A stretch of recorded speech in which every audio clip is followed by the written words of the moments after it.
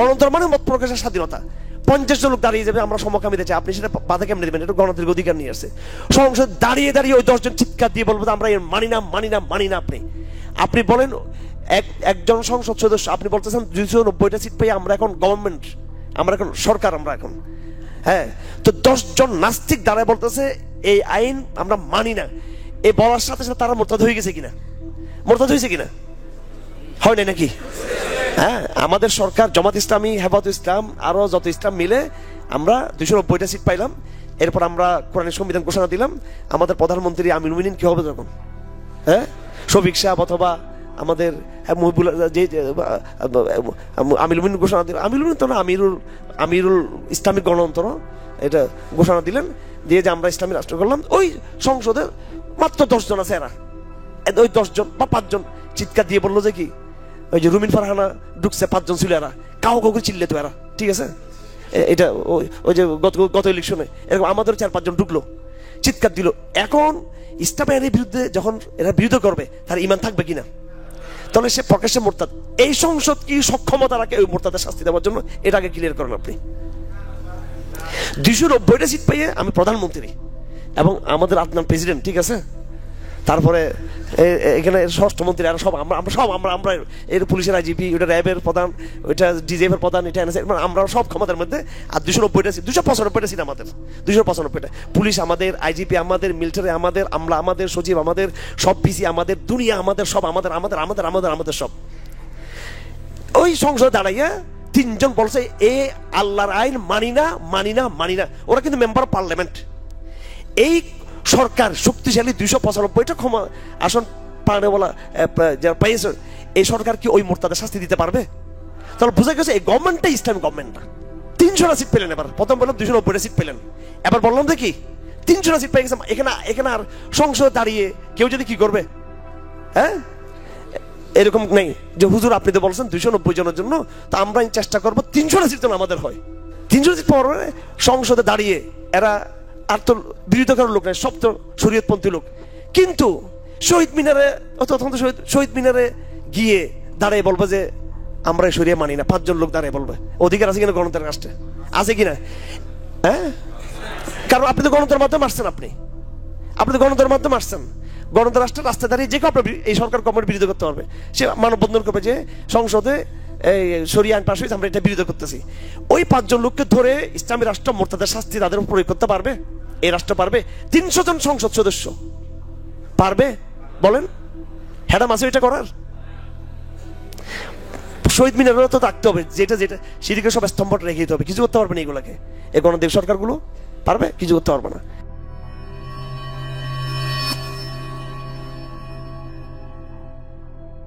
আমাদের মনে রাখতে হবে যে নবী সাল্লাল্লাহু আলাইহি ওয়াসাল্লাম এবং তার সাহাবীদের সাথে আরব উপদ্বীপের বাকি অমুসলিমদের মধ্যে যে সম্পর্ক স্থাপিত হয়েছিল তা হলো হাকিম এবং মাহকুমের সম্পর্ক।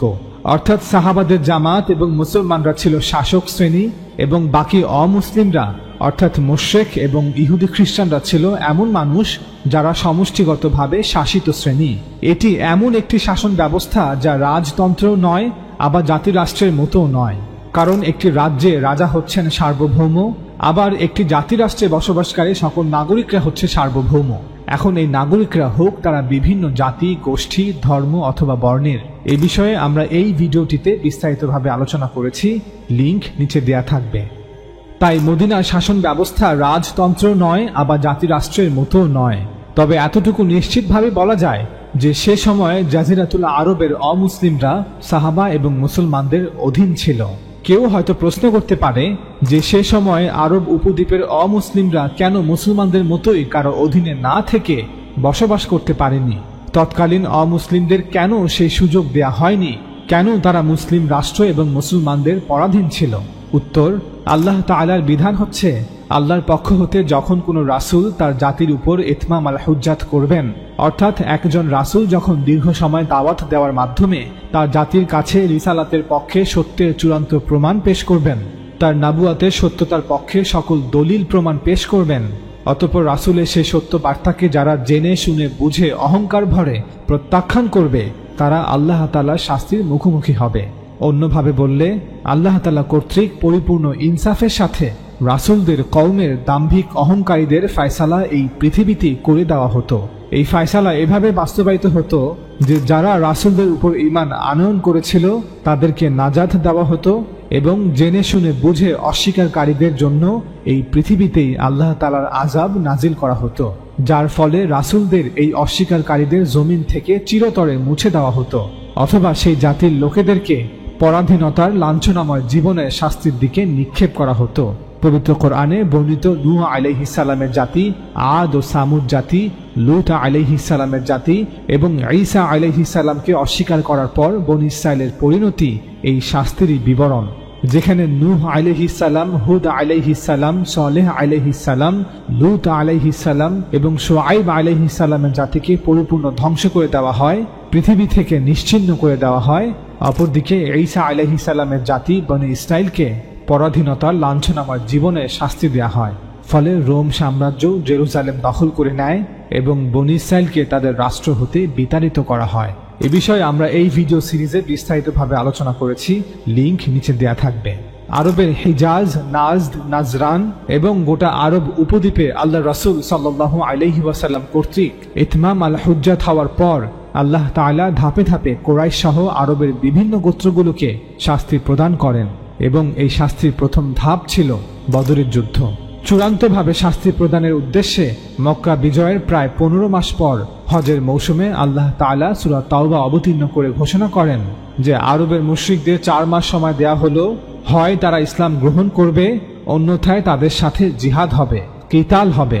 মুশরিকরা চাইলে আরব উপদ্বীপ ত্যাগ করে অন্যত্র চলে যেতে পারবে, আর এটাই আল্লাহর শাস্তি। আর তাদের মধ্য হতে যারা সত্যিকার অর্থেই ইসলাম সম্পর্কে অজ্ঞ, যদি তারা মুসলিমদের সাহায্য চায় তবে মুসলিমরা তাদেরকে অবশ্যই সাহায্য করবে, যাতে তারা আল্লাহর দ্বীন সম্পর্কে জ্ঞাত হয়, কারণ তারা জেনে শুনে বুঝে সত্যকে অস্বীকার করেনি। অতঃপর আরব উপদ্বীপে অবস্থিত ইহুদি এবং খ্রিস্টান গোত্রগুলির উদ্দেশ্যে আল্লাহ তাআলা ঘোষণা করেন, তোমরা যুদ্ধ করো আহলে কিতাবের ওই লোকেদের সাথে যারা সত্যকে জেনে শুনে বুঝেও গ্রহণ করে না। আল্লাহ তাদেরকে মেহকুমে শাস্তি দিচ্ছেন, অর্থাৎ যদি তারা এই আরব উপদ্বীপে থাকতে চায় তবে পরাধীনতা মেনে নিয়ে মুসলমান রাষ্ট্রের অধীনে বসবাস করতে হবে। এজন্য মুসলিম রাষ্ট্রের প্রতি আনুগত্য স্বীকার করে জিজিয়া বা কর প্রদান করতে হবে। অর্থাৎ আরবের মুশরিকরা মুসলিম হয়ে যাওয়ায় অন্য মুসলমানদের ন্যায় জাকাত আদায় করবে, আর ইহুদি খ্রিস্টানরা যেহেতু মুশরিক নয়, তাদের দাবি অনুযায়ী তারা এক খোদায় বিশ্বাস করে, তাই তারা নিজ ধর্মের উপর থাকতে পারবে, তবে মুসলিম রাষ্ট্রের প্রতি অনুগত থেকে জিজিয়া প্রদান করতে হবে। সূরা তাওবা আয়াত 1 থেকে 29। এসব আয়াতের সিয়াক ও সাবাক অর্থাৎ আয়াতের প্রসঙ্গ, প্রেক্ষাপট ও পূর্বাপর যোগসূত্রের আলোকে একথা স্পষ্ট যে এই হুকুম মূলত আরবের মুশরিক ও আহলে কিতাবদের জন্য নির্দিষ্ট ছিল। তবে আমরা দেখতে পাই রাসূল সাল্লাল্লাহু আলাইহি ওয়াসাল্লামের সাহাবীরা আরব উপদ্বীপের বাইরের কিছু জাতির সাথে এই একই কাজ করেছিলেন, যা উক্ত আয়াতে আরব উপদ্বীপের আহলে কিতাবদের ব্যাপারে হুকুম দেওয়া হয়েছিল, যেমন রোম ও পারস্যের বিভিন্ন জাতিগোষ্ঠী। অধিকাংশ মুসলমানরা জানেন না যে আল্লাহ রাসূল সাল্লাল্লাহু আলাইহি ওয়াসাল্লাম আরব উপদ্বীপে বসবাসকারী আরবদের পাশাপাশি রোম পারস্যের অধিবাসীদের উপরও ইতমাম আল হুজ্জাত সম্পূর্ণ করেছিলেন, তাই তাদের উপরও আল্লাহর শাস্তি অবতীর্ণ হয়েছিল। এ বিষয়ে আমরা এই ভিডিওতে বিস্তারিতভাবে আলোচনা করেছি, লিংক নিচে দেয়া থাকবে। তবে একটি বিষয় অবশ্যই লক্ষ্য রাখতে হবে যে সূরা তাওবার এই আয়াতগুলোতে মুসলমানদের কোনো লাইসেন্স দেয়া হয়নি যে যাও সকল মুশরিকদের হত্যা করো এবং সকল ইহুদি খ্রিস্টানদের হত্যা করো। না, বরং এটি আরব উপদ্বীপে বসবাসকারী মুশরিক এবং ইহুদি খ্রিস্টানদের জন্য একটি হুমকি ছিল, হয় আমার প্রেরিত রাসূলকে গ্রহণ করো, না হয় শাস্তির জন্য তৈরি হও। তিনি দীর্ঘ 22 বছর তোমাদের মাঝে অবস্থান করে আমার বার্তাকে তোমাদের মাঝে প্রচার করেছেন, মিথ্যা আর কুসংস্কারকে পরিত্যাগ করতে আহ্বান জানিয়েছেন। এখন সময় এসেছে তিনিও পূর্বের রাসূলদের ন্যায় পৃথিবীতে আমার আদালত প্রতিষ্ঠা করবেন, এবং তাই হয়েছিল। এই আয়াত অবতীর্ণ হওয়ার কয়েক মাসের মধ্যে গোটা আরব থেকে চিরদিনের জন্য মূর্তি পূজা নিশ্চিহ্ন হয়ে গিয়েছিল। আল্লাহ তাআলা তার রাসূল সাল্লাল্লাহু আলাইহি ওয়াসাল্লামকে ওয়াদা করেছিলেন যে তিনি তার এই ধর্মকে আরব উপদ্বীপের সকল ধর্মের উপর বিজয়ী করবেন। মুসলমানদের একটি বড় অংশই মনে করে থাকেন যে এই আয়াতে আল্লাহ তাআলা গোটা বিশ্বের কথা বলেছেন, যে গোটা বিশ্বের সকল ধর্মের উপর আল্লাহ তাআলা তার ধর্মকে বিজয়ী করবেন। মূলত এই আয়াতে আরব উপদ্বীপের সকল ধর্মের কথা বলা হচ্ছে, এবং ঠিকই আল্লাহ তাআলা সকল মুশরিকদের উপর, ইহুদি খ্রিস্টানদের উপর তার ধর্মকে বিজয়ী করেছিলেন। যারা মনে করেন যে এই আয়াতে গোটা পৃথিবীর কথা বলা হচ্ছে, তাহলে বলতেই হয় যে আল্লাহ তাআলা তার রাসূলের সাথে করা ওয়াদাকে পূর্ণ করেননি। আল্লাহ রাসূল সাল্লাল্লাহু আলাইহি ওয়াসাল্লাম জীবিত থাকা অবস্থায় আরব ভূখণ্ডকে মূর্তি পূজার অভিশাপ থেকে মুক্ত করা হয়েছিল। এবং অবাক করা বিষয় ছিল, সূরা তাওবার এই আয়াতগুলো অবতীর্ণ হওয়ার পর একজন ব্যক্তিকেও তার প্রাণ হারাতে হয়নি, একজন অমুসলিমকেও হত্যা করা হয়নি। আরব উপদ্বীপের সবগুলো গোত্র ইচ্ছায় অথবা অনিচ্ছায় একে একে ইসলাম গ্রহণ করতে শুরু করে। সকল গোত্রের নেতারা আল্লাহর রাসূল সাল্লাল্লাহু আলাইহি ওয়াসাল্লামের হাতে বায়াত গ্রহণ করে। আরব উপদ্বীপের প্রায় সবগুলো অঞ্চল নাজদ, নাজরান, হিজাজ, ইয়েমান মুসলিম রাষ্ট্রের নিয়ন্ত্রণে চলে আসে। যদি কোনো গোত্র আবার পূর্বের অবস্থায় ফিরে যায়, অর্থাৎ আল্লাহ রাসূলের সাথে করা বায়াত ভঙ্গ করে এবং মূর্তি পূজায় ফিরে যায়, তবে তাদের উপরে এই বিশেষ আইন আবার কার্যকর করা হবে, যা সকলের কাছে মুরতাদ বা ইরতেদাদের শাস্তি হিসেবে বেশি পরিচিত। অর্থাৎ যদি কোনো আরব গোত্র হুমকির কারণে ভয়ে ইসলাম গ্রহণ করে এবং পরবর্তীতে ইসলাম ত্যাগ করে, তবে তারা সূরা তাওবায় বর্ণিত রিসালাতের এই বিশেষ আইনের অধীনে আবার চলে আসবে। তাদেরকে সূরা তাওবা অনুযায়ী আবার শাস্তি প্রদান করা হবে। আবু বকর রাদিয়াল্লাহু তাআলা আনহু তার শাসনামলে ঠিক এই কাজটি করেছিলেন। তিনি আরব উপদ্বীপের সকল মুরতাদ গোত্রগুলোর বিরুদ্ধে সূরা তাওবায় বর্ণিত রিসালাতের বিশেষ বিধান অনুযায়ী রিদ্দার যুদ্ধ করেছিলেন। আমাদের মনে রাখতে হবে যে এই আইন সকল স্থান এবং সকল সময়ের জন্য নয়। এই বিশেষ আইন কেবলমাত্র এবং শুধুমাত্র তখনই কার্যকর করা হবে যখন আল্লাহর পক্ষ থেকে কোনো নবীকে রাসূলের মর্যাদায় উন্নীত করে কোনো কওমের কাছে প্রেরণ করা হবে। এজন্যই আল্লাহ রাসূল সাল্লাল্লাহু আলাইহি ওয়াসাল্লাম বলেছেন, আল্লাহ তাআলা কর্তৃক আমাকে আদেশ করা হয়েছে যে আমি মানুষের বিরুদ্ধে সেই পর্যন্ত যুদ্ধ করতে থাকব যে পর্যন্ত না মানুষ বলবে লা ইলাহা ইল্লাল্লাহ, যে পর্যন্ত না মানুষ সাক্ষ্য দিবে যে আল্লাহ ছাড়া কোনো মাবুদ নেই এবং আমি আল্লাহর রাসূল। এই হাদিসে আরব উপদ্বীপের লোকেদের কথা বলা হচ্ছে, পৃথিবীর সকল স্থানের সকল যুগের সকল মানুষদের কথা বলা হচ্ছে না। একইভাবে আল্লাহ রাসূল সাল্লাল্লাহু আলাইহি ওয়াসাল্লাম বলেন, যে ব্যক্তি তার দিন বদল করবে তাকে কতল করো। এই হাদিসেও আল্লাহ রাসূল সাল্লাল্লাহু আলাইহি ওয়াসাল্লাম তার কওমের লোকেদের কথা বলেছেন। অর্থাৎ সূরা তাওবা নাজিল হওয়ার পর যে সকল গোত্র ইসলাম ধর্ম গ্রহণ করেছে, যদি তারা আবার ইসলাম ত্যাগ করে, তবে তাদের সাথে সূরা তাওবা অনুযায়ী আবার যুদ্ধ হবে। এবং এটাই ছিল আবু বকর রাদিয়াল্লাহু তাআলা আনহুর জামানার রিদ্দার যুদ্ধ। সুতরাং এই আইন সকল স্থান এবং সকল সময়ের জন্য নয়। এই বিশেষ আইন কেবলমাত্র এবং শুধুমাত্র তখনই কার্যকর করা হবে যখন আল্লাহর পক্ষ থেকে কোনো নবীকে রাসূলের মর্যাদায় উন্নীত করে কোনো কওমের কাছে প্রেরণ করা হবে। এটি কোনো সাধারণ আইন নয়, এটি একটি বিশেষ আইন। কিন্তু দুঃখের বিষয়, অনেক মুসলমানরা না বুঝে সূরা তাওবার এই আয়াতগুলোকে এবং আল্লাহ রাসূল সাল্লাল্লাহু আলাইহি ওয়াসাল্লামের হাদিসগুলোকে ভুল ব্যাখ্যা করে নিজেদেরকে এবং অন্য মুসলমানদেরকে বিপদগামী করছে। এই বিষয়ে আমরা এই ভিডিও সিরিজে বিস্তারিতভাবে আলোচনা করেছি, লিংক নিচে দেয়া থাকবে। মূল আলোচনার মাঝেই রিসালাতের বিশেষ বিধান নিয়ে আমরা এই সংক্ষিপ্ত আলোচনা করলাম, যাতে আপনাদের কাছে এটা স্পষ্ট হয় যে সে সময় জাজিরাতুল আরবের ইহুদি ও খ্রিস্টানরা কেন পরাধীন ছিল, কেন মুসলমানরা ছিল শাসক শ্রেণী এবং ইহুদি ও খ্রিস্টানরা ছিল শাসিত শ্রেণী। মূলত এটা আল্লাহ তাআলার শাস্তি ছিল। আল্লাহ তাআলা নিজে তাদেরকে পরাধীনতা শাস্তির দিকে নিক্ষেপ করেছিলেন। সুতরাং আল্লাহ রাসূল সাল্লাল্লাহু আলাইহি ওয়াসাল্লাম সে সময় আরবের ভূমিতে কোনো জাতি রাষ্ট্র প্রতিষ্ঠা করেননি, যেখানে রাষ্ট্রের সকল নাগরিকরা রাষ্ট্রের মালিকানায় সমানভাবে অংশীদার। আল্লাহ রাসূল সাল্লাল্লাহু আলাইহি ওয়াসাল্লাম যে রাষ্ট্র প্রতিষ্ঠা করেছিলেন, সেই রাষ্ট্রে মুসলমানরা ছিল হাকিম এবং অমুসলিমরা ছিল মেহকুম। মুসলমানদের হাকিম হওয়া এবং অমুসলমানদের মেহকুম হওয়া, এই পুরো বিষয়টির ভিত্তি ছিল রিসালাতের বিশেষ বিধান, যা সূরা তাওবা সহ পবিত্র কোরআনের বিভিন্ন জায়গায় উল্লেখ করা হয়েছে।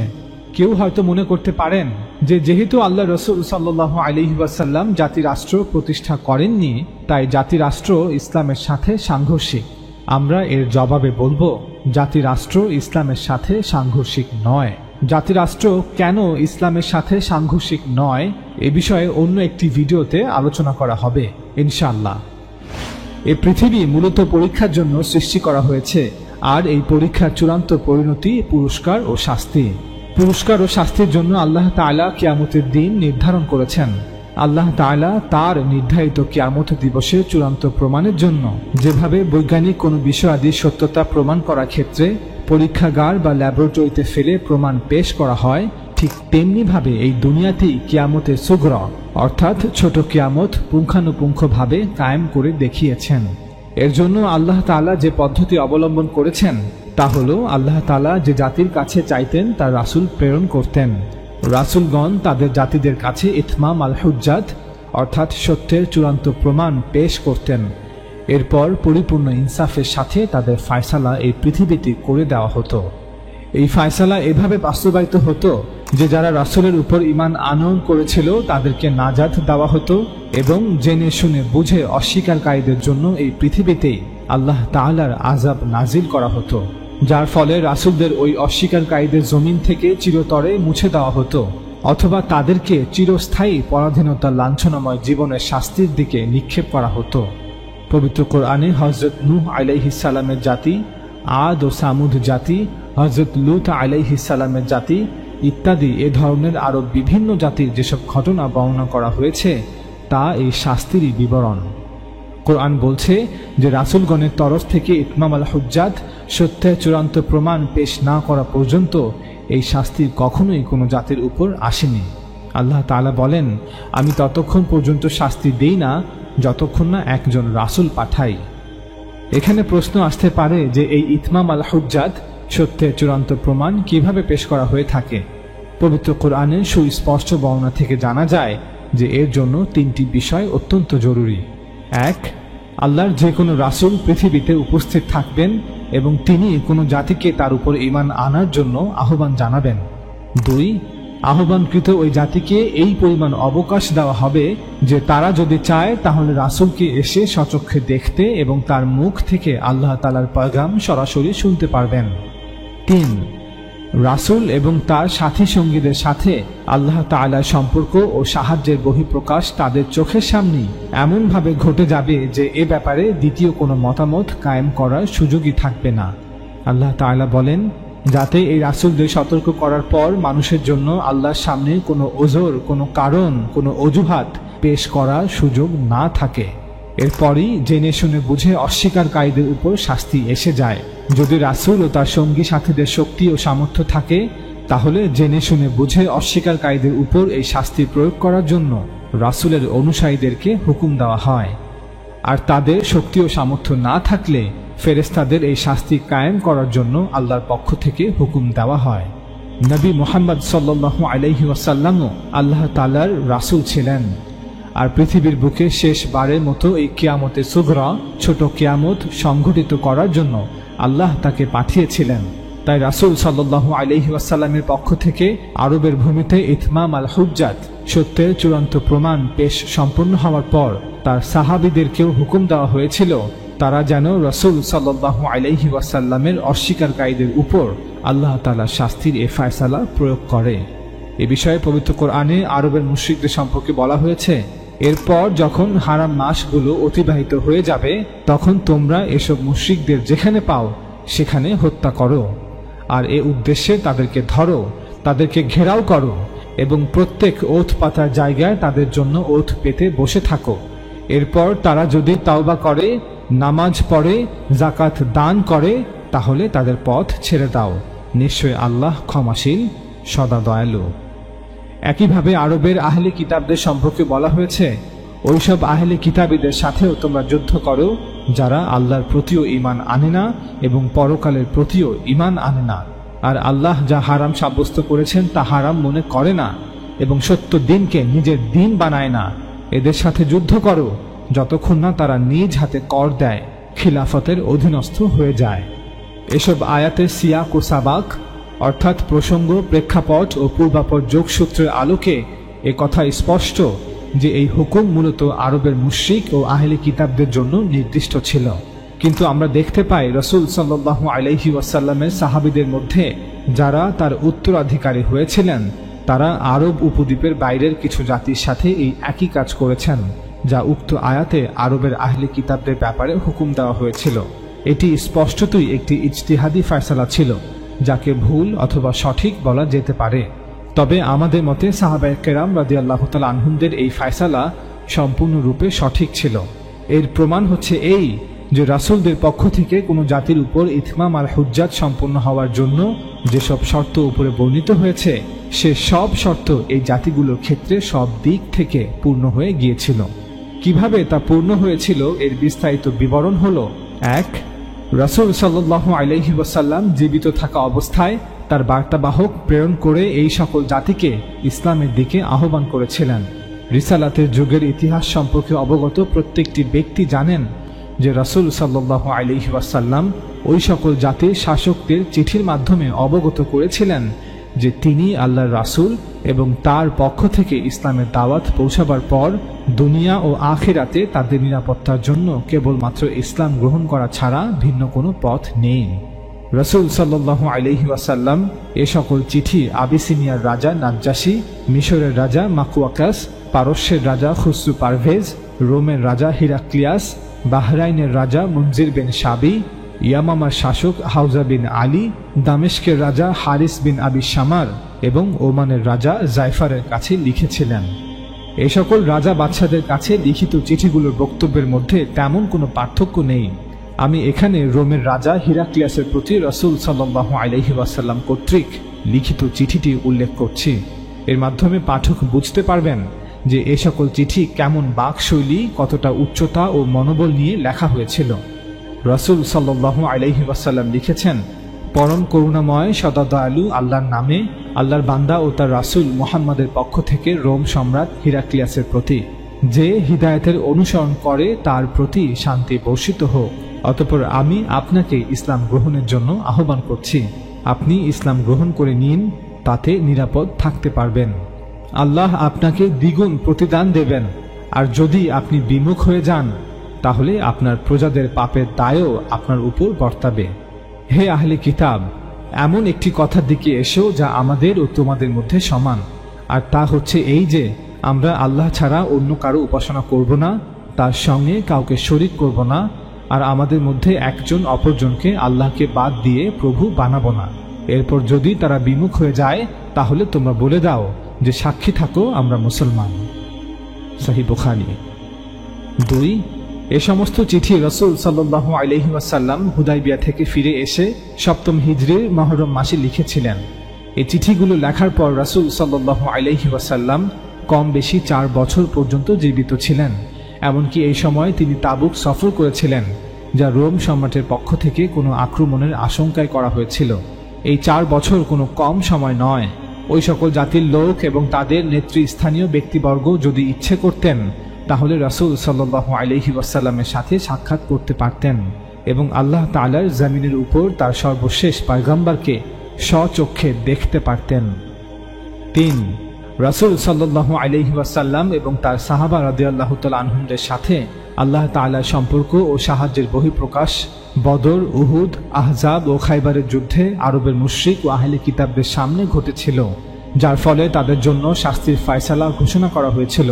রাসূল ও তার সাহাবীদের সাথে আল্লাহর এই সম্পর্ক ও সাহায্যের বহিঃপ্রকাশ ওই সব জাতির জন্য প্রকাশিত হয়ে গিয়েছিল যখন কোরআনের সুস্পষ্ট ভবিষ্যৎবাণী অনুযায়ী মক্কার কুরাইশরা তাদের সমস্ত শক্তি ও সামর্থ্য থাকা সত্ত্বেও মুসলমানদের কাছে পরাজিত হয়েছিল। কুরাইশ নেতাদেরকে শাস্তি দেওয়া হয়, মক্কা মুসলমানরা বিজয় করে নেয়। আল্লাহ তাআলার গৃহের তত্ত্বাবধান কুরাইশদের নিকট থেকে ছিনিয়ে নেওয়া হয়। আরবের লোকেরা দলে দলে ইসলামে প্রবেশ করতে শুরু করে, দিন ইসলাম বিজয় লাভ করে, আল্লাহর শরিয়া প্রতিষ্ঠিত করা হয় এবং দ্বিতীয় কোনো ধর্মের কর্তৃত্ব আরব ভূখণ্ডে অবশিষ্ট থাকেনি। শুধু তাই নয়, আরব ভূখণ্ডের বাইরের এসব জাতির বিরুদ্ধে যখন অভিযান শুরু করা হয় তখন তাদের রাজ্যগুলো বালুকা রাশির মতো বিক্ষিপ্ত হয়ে বাতাসে উড়ে যায়। ওই সকল জাতির শাসকদের বলে দেওয়া হয়েছিল যে রাসূলের তরফ থেকে যখন ইতমাম আল হুজ্জাত, সত্যের চূড়ান্ত প্রকাশ সম্পন্ন হয়ে যাবে তখন তাদেরকে অবশ্যই অধীনস্থ হয়ে থাকতে হবে। এ সমস্ত বিষয় ইতিহাসের প্রতিষ্ঠিত সত্য ঘটনা যা ওই সকল জাতির লোকেদের চোখের সামনে ঘটেছিল। সাহাবায়ে কেরাম রাদিয়াল্লাহু তাআলা আনহুম যা করেছেন তা এসব বিষয়ের ভিত্তিতেই করেছেন। তারা ওই সকল জাতিদের দাওয়াত দেওয়ার সময় অবশ্যই এসব বিষয়ের প্রতি দৃষ্টি আকর্ষণ করে থাকতেন। সাহাবায়ে কেরাম রাদিয়াল্লাহু তাআলা আনহুমের প্রতি এই ভুল ধারণা পোষণ করা উচিত নয় যে তারা এসব বিষয়ের প্রতি দৃষ্টি আকর্ষণ না করেই কোনো ব্যক্তি বা জনগোষ্ঠীর বিরুদ্ধে অভিযান পরিচালনা করে ফেলেছেন। রাসূল সাল্লাল্লাহু আলাইহি ওয়াসাল্লামের সকল যুদ্ধ এবং সাহাবায়ে কেরাম কেন রোম পারস্য আক্রমণ করেছিলেন এ বিষয়ে আমরা এই ভিডিও সিরিজে বিস্তারিতভাবে আলোচনা করেছি। লিংক নিচে দেয়া থাকবে। শাসক নির্ধারণ বা নির্বাচনের বিষয়ে আল্লাহ তাআলা বলেন, আমরুহুম শুরা বাইনাহুম। মুসলমানদের কাজকর্ম তাদের পারস্পরিক পরামর্শের ভিত্তিতে পরিচালিত হয়। সূরা শুরা আয়াত 38। এর অর্থ হলো মুসলমানদের যৌথ ব্যবস্থা কোনো ব্যক্তি বা কোনো পরিবারের ইচ্ছার উপর ভিত্তি করে নয় বা কোনো বন্দুকধারী কিছু লোকের ইচ্ছার উপর ভিত্তি করে নয়। আল্লাহ তাআলা বলেছেন, মুসলমানদের বিষয়গুলো তাদের মতামত, তাদের সিদ্ধান্তের ভিত্তিতে হবে। মুসলমানদের নিজস্ব যৌথ ব্যবস্থা বা রাজনৈতিক শাসন ব্যবস্থা মুসলমানদেরকেই আলোচনার মাধ্যমে সকলের সম্মতিতে গঠন করতে হবে। মুসলমানদের যৌথ ব্যবস্থা বিষয়ে এই হলো আল্লাহ তাআলার হিদায়াত বা নির্দেশ। আল্লাহ তাআলা তার রাসূলকেও বলেন, অতঃপর আল্লাহর পক্ষ থেকে রহমতের কারণে তুমি তোমার সঙ্গীদের জন্য নম্র কোমল হৃদয় হয়েছিলে। আর যদি তুমি কঠোর স্বভাবের কঠিন হৃদয় সম্পন্ন হতে তবে তারা তোমার আশপাশ থেকে সরে পড়ত। সুতরাং তুমি তাদেরকে ক্ষমা করো এবং তাদের জন্য আল্লাহর কাছে ক্ষমা প্রার্থনা করো। আর সকল কাজকর্মে তুমি তোমার সঙ্গীদের সাথে পরামর্শ করো। অতঃপর পরামর্শের পর যখন সিদ্ধান্ত নেবে তখন আল্লাহ তাআলার উপর তাওয়াক্কুল ভরসা করবে। নিশ্চয়ই আল্লাহ তাওয়াক্কুলকারীদেরকে ভালোবাসেন। সূরা আলে ইমরান আয়াত 159। চলুন দেখি আল্লাহর রাসূল কিভাবে আল্লাহ তাআলার এই নির্দেশ বাস্তবায়ন করেছেন। আমরা সবাই জানি যে আল্লাহর রাসূল সাল্লাল্লাহু আলাইহি ওয়াসাল্লামের জামানায় মুসলমানদের সমস্ত রাজনৈতিক শক্তি মদিনায় কেন্দ্রীভূত ছিল। সে সময় মদিনার আনসাররা ছিলেন সংখ্যাগরিষ্ঠ। আনসারদের তুলনায় মুহাজিরদের সংখ্যা ছিল খুবই সামান্য, কারণ আনসারদের দুটি প্রধান গোত্র আউস এবং খাজরাজ নবী সাল্লাল্লাহু আলাইহি ওয়াসাল্লামকে তাদের শহর মদিনায় অর্থাৎ তৎকালীন ইয়াসরিবে আমন্ত্রণ জানিয়েছিলেন। তারাই ছিলেন নবী সাল্লাল্লাহু আলাইহি ওয়াসাল্লামের প্রধান পৃষ্ঠপোষক। তাই মদিনায় হিজরতের পর থেকে মক্কা বিজয়ের 1 বছর পর পর্যন্ত অর্থাৎ সূরা তাওবা নাজিলের সময় পর্যন্ত এই 9 বছর আল্লাহ রাসূল সাল্লাল্লাহু আলাইহি ওয়াসাল্লাম সব সময় আনসারদের মতামতকে প্রাধান্য দিতেন। আপনি যদি সেই সময়ের ঘটনাগুলো ইতিহাসের বই থেকে পড়েন তবে দেখতে পাবেন যে সেই সময়গুলোতে নবী সাল্লাল্লাহু আলাইহি ওয়াসাল্লাম সাধারণত সংখ্যাগরিষ্ঠ আনসারদের পরামর্শের ভিত্তিতে তার সিদ্ধান্ত নিতেন। আমরা এর কিছু উদাহরণ আপনাদের সামনে তুলে ধরছি। দ্বিতীয় হিজরিতে আল্লাহ রাসূল সাল্লাল্লাহু আলাইহি ওয়াসাল্লাম এবং সাহাবারা বদরের প্রান্তরের কাছাকাছি পৌঁছে বুঝতে পেরেছিলেন যে তারা আবু সুফিয়ানের কাফেলা নয় বরং কুরাইশের সেনাবাহিনীর মুখোমুখি হচ্ছেন, যারা সংখ্যায় কম পক্ষে তাদের 3 গুণ। কুরাইশের সেনাবাহিনীর অবস্থান সম্পর্কে অবহিত হওয়ার পর নবী সাল্লাল্লাহু আলাইহি ওয়াসাল্লাম তার সাহাবাগণকে এ বিষয়ে অবহিত করেন এবং এখন কি করা উচিত সে সম্পর্কে তাদের থেকে পরামর্শ আহ্বান করেন। আবু বকর সিদ্দিক রাদিয়াল্লাহু তাআলা আনহু উঠে চমৎকারভাবে নিজের মতামত ব্যক্ত করেন। এরপর ওমর ইবনে খাত্তাব রাদিয়াল্লাহু তাআলা আনহু দাঁড়িয়ে বলিষ্ঠ কণ্ঠে তার অভিমত ব্যক্ত করেন। এরপর মিকদাদ ইবনে আমর দণ্ডায়মান হন। তিনি বলেন, ইয়া রাসূলুল্লাহ, আল্লাহ আপনাকে যা করতে নির্দেশ দেন আপনি তাই করুন। আমরা আপনার সঙ্গে আছি। আল্লাহর কসম, আমরা আপনাকে সে কথা বলবো না যে কথা বনি ইসরাইল মুসা আলাইহিস সালামকে বলেছিল। তারা বলেছিল, হে মুসা, আপনি ও আপনার প্রতিপালক যুদ্ধ করুন, আমরা এখানে বসে থাকলাম। কিন্তু আমরা বলছি, আপনি ও আপনার প্রতিপালক যুদ্ধে যান, আমরাও আপনাদের সাথে থেকে যুদ্ধ করব। সেই সত্তার কসম যিনি আপনাকে সত্য দিন দিয়ে পাঠিয়েছেন, আপনি যদি আমাদেরকে নিয়ে সুদূর বারকুল গিমাদেও যেতে চান তবে আমরা আপনার সঙ্গী হয়ে সেখান পর্যন্ত পৌঁছাবো। রাসূল সাল্লাল্লাহু আলাইহি ওয়াসাল্লাম মিকদাদের প্রশংসা করলেন এবং তার মঙ্গলের জন্য দোয়া করলেন। এরপর তিনি উপস্থিত সাহাবাদের কাছ থেকে পুনরায় পরামর্শ আহ্বান করলেন যে কি করা উচিত। রাওয়ায়াতে বলা হচ্ছে যে তিনি সাল্লাল্লাহু আলাইহি ওয়াসাল্লাম মনে মনে চাচ্ছিলেন যে আনসারদের মধ্যে হতে কেউ কিছু বলুক। এই রাওয়ায়াতে আরো বলা হচ্ছে এর কারণ হলো আনসারদের বড় একটা সংখ্যা সেখানে উপস্থিত ছিল, কিন্তু কয়েক বছর পূর্বে আকাবা গিরি গুহায় যখন তারা রাসূল সাল্লাল্লাহু আলাইহি ওয়াসাল্লামের নিকট বায়াত গ্রহণ করেছিলেন তখন মদিনার আনসাররা বলেছিলেন, হে আল্লাহ রাসূল, আপনি আমাদের আবাসভূমি ইয়াসরিবে না পৌঁছা পর্যন্ত আমরা আপনার নিরাপত্তার দায়িত্ব পালনে সক্ষম হব না। যখন আপনি আমাদের মাঝে চলে আসবেন তখন থেকে আপনি আমাদের দায়িত্বে থাকবেন। আমরা আপনাকে বিপদ আপদ ও শত্রু থেকে সেই রূপ রক্ষা করব যেমনটি আমাদের সন্তানাদি ও পরিবার পরিজনকে করে থাকি।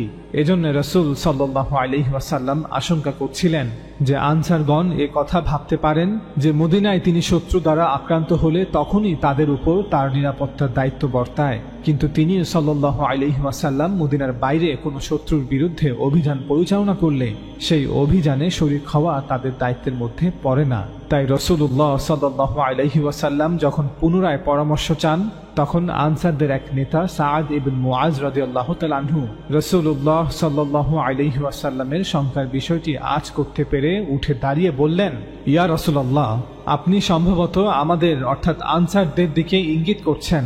তিনি বললেন, হ্যাঁ। সাআদ রাদিয়াল্লাহু তাআলা আনহু বললেন, আমরা আনসাররা আপনার উপর ঈমান এনেছি, আপনার দাওয়াতকে সত্য বলে গ্রহণ করেছি। আপনি আল্লাহ তাআলার পক্ষ হতে যে বিধিবিধান নিয়ে এসেছেন তার সত্যতার উপর সাক্ষ্য দিয়েছি এবং এই বিশ্বাসের উপর ভিত্তি করে আপনার নিকট অঙ্গীকার করেছি ও প্রতিশ্রুতিবদ্ধ হয়েছি যে আপনার কথা শুনব ও আপনার আনুগত্য করব। সুতরাং ইয়া রাসূলুল্লাহ, আপনি যা সংকল্প করেছেন তাই করুন, আমরা আপনার সঙ্গে আছি। সেই সত্তার কসম যিনি আপনাকে সত্য বিধান সহ পাঠিয়েছেন, আপনি যদি আমাদেরকে নিয়ে সমুদ্রে যান এবং তাতে ঝাঁপ দেন তবে আমরাও তাতে ঝাঁপিয়ে পড়ব। আমরা আনসারদের একটি লোকও এ ব্যাপারে পিছিয়ে থাকব না। আপনি যদি আমাদেরকে নিয়ে আগামীকাল শত্রু মোকাবিলা করতে চান তবে তাতে আমাদের কোনো আপত্তি নেই। যুদ্ধে আমরা ধৈর্যশীল এবং শত্রুর মোকাবিলায় অটল থাকব। হতে পারে আল্লাহ আমাদের দ্বারা এমন বীরত্ব দেখাবেন যা দেখে আপনার চোখ জোড়াবে। সুতরাং আল্লাহ তাআলার উপর ভরসা করে আপনি সামনে অগ্রসর হন।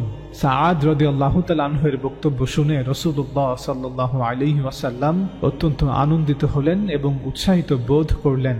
এরপর সবাইকে নির্দেশ দিয়ে বললেন, তোমরা সম্মুখে অগ্রসর হও এবং সুসংবাদ গ্রহণ করো, কেননা আল্লাহ আমাকে প্রতিশ্রুতি দিয়েছেন যে দু দলের এক দল আমাদের করায়ত্ত করে দিবেন।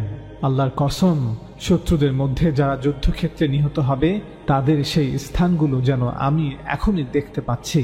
অর্থাৎ তিনি সাহাবাদেরকে যুদ্ধের একদিন পূর্বেই বিজয়ের সুসংবাদ পৌঁছে দিচ্ছেন। আমরা সকলেই জানি যে বদর যুদ্ধে ঠিক 1 বছর পর উহুদ যুদ্ধ সংঘটিত হয়। বদরের যুদ্ধে পরাজয়ের প্রতিশোধ নেয়ার জন্য মদিনা আক্রমণের উদ্দেশ্যে কুরাইশ বাহিনীর আগমনের সংবাদ পেয়ে রাসূল সাল্লাল্লাহু আলাইহি ওয়াসাল্লাম মুসলমানদের একটি বড় পরামর্শ সভা আহ্বান করেন, যেখানে সকল মুসলমানরা উপস্থিত ছিল। সেই সভায় সকল মুসলমানদের নির্দেশ দিয়ে রাসূল সাল্লাল্লাহু আলাইহি ওয়াসাল্লাম বলেন, তোমরা সকলে মদিনাতেই অবস্থান করো এবং নারী ও শিশুদেরকে দুর্গের মধ্যে নিরাপদ আশ্রয়ে পাঠিয়ে দাও। শত্রুরা যদি মদিনার শহরে প্রবেশ করে তবে আমরা শহরের ভেতরে থেকেই তাদের মোকাবেলা করব, যুদ্ধ করব। আর ঘরের মধ্যে থাকা লোকজন তাদের উপর ঘরের উপর থেকে পাথর নিক্ষেপ করবে। মদিনাবাসীগণ মদিনার গলিপথ ও রাস্তাগুলোকে ঘরবাড়ি বানিয়ে আরো সংকীর্ণ করে তুলেছিল, ফলে পুরো মদিনা নগরী দুর্গের ন্যায় হয়ে উঠেছিল। যারা বদরের যুদ্ধে অংশগ্রহণ করতে পারেনি, রাসূলুল্লাহ সাল্লাল্লাহু আলাইহি ওয়াসাল্লামের এই প্রস্তাব শুনে তারা বলল, ইয়া রাসূলুল্লাহ, আমরা এমন একটি দিনের আকাঙ্ক্ষায় ছিলাম, মুখোমুখি জিহাদের একটি দিন আমাদেরকে দেওয়ার জন্য আমরা আল্লাহর নিকট দোয়া করতাম। আল্লাহ তাআলা আজ আমাদেরকে তেমন দিন দিয়েছেন এবং এর দূরত্বও কম।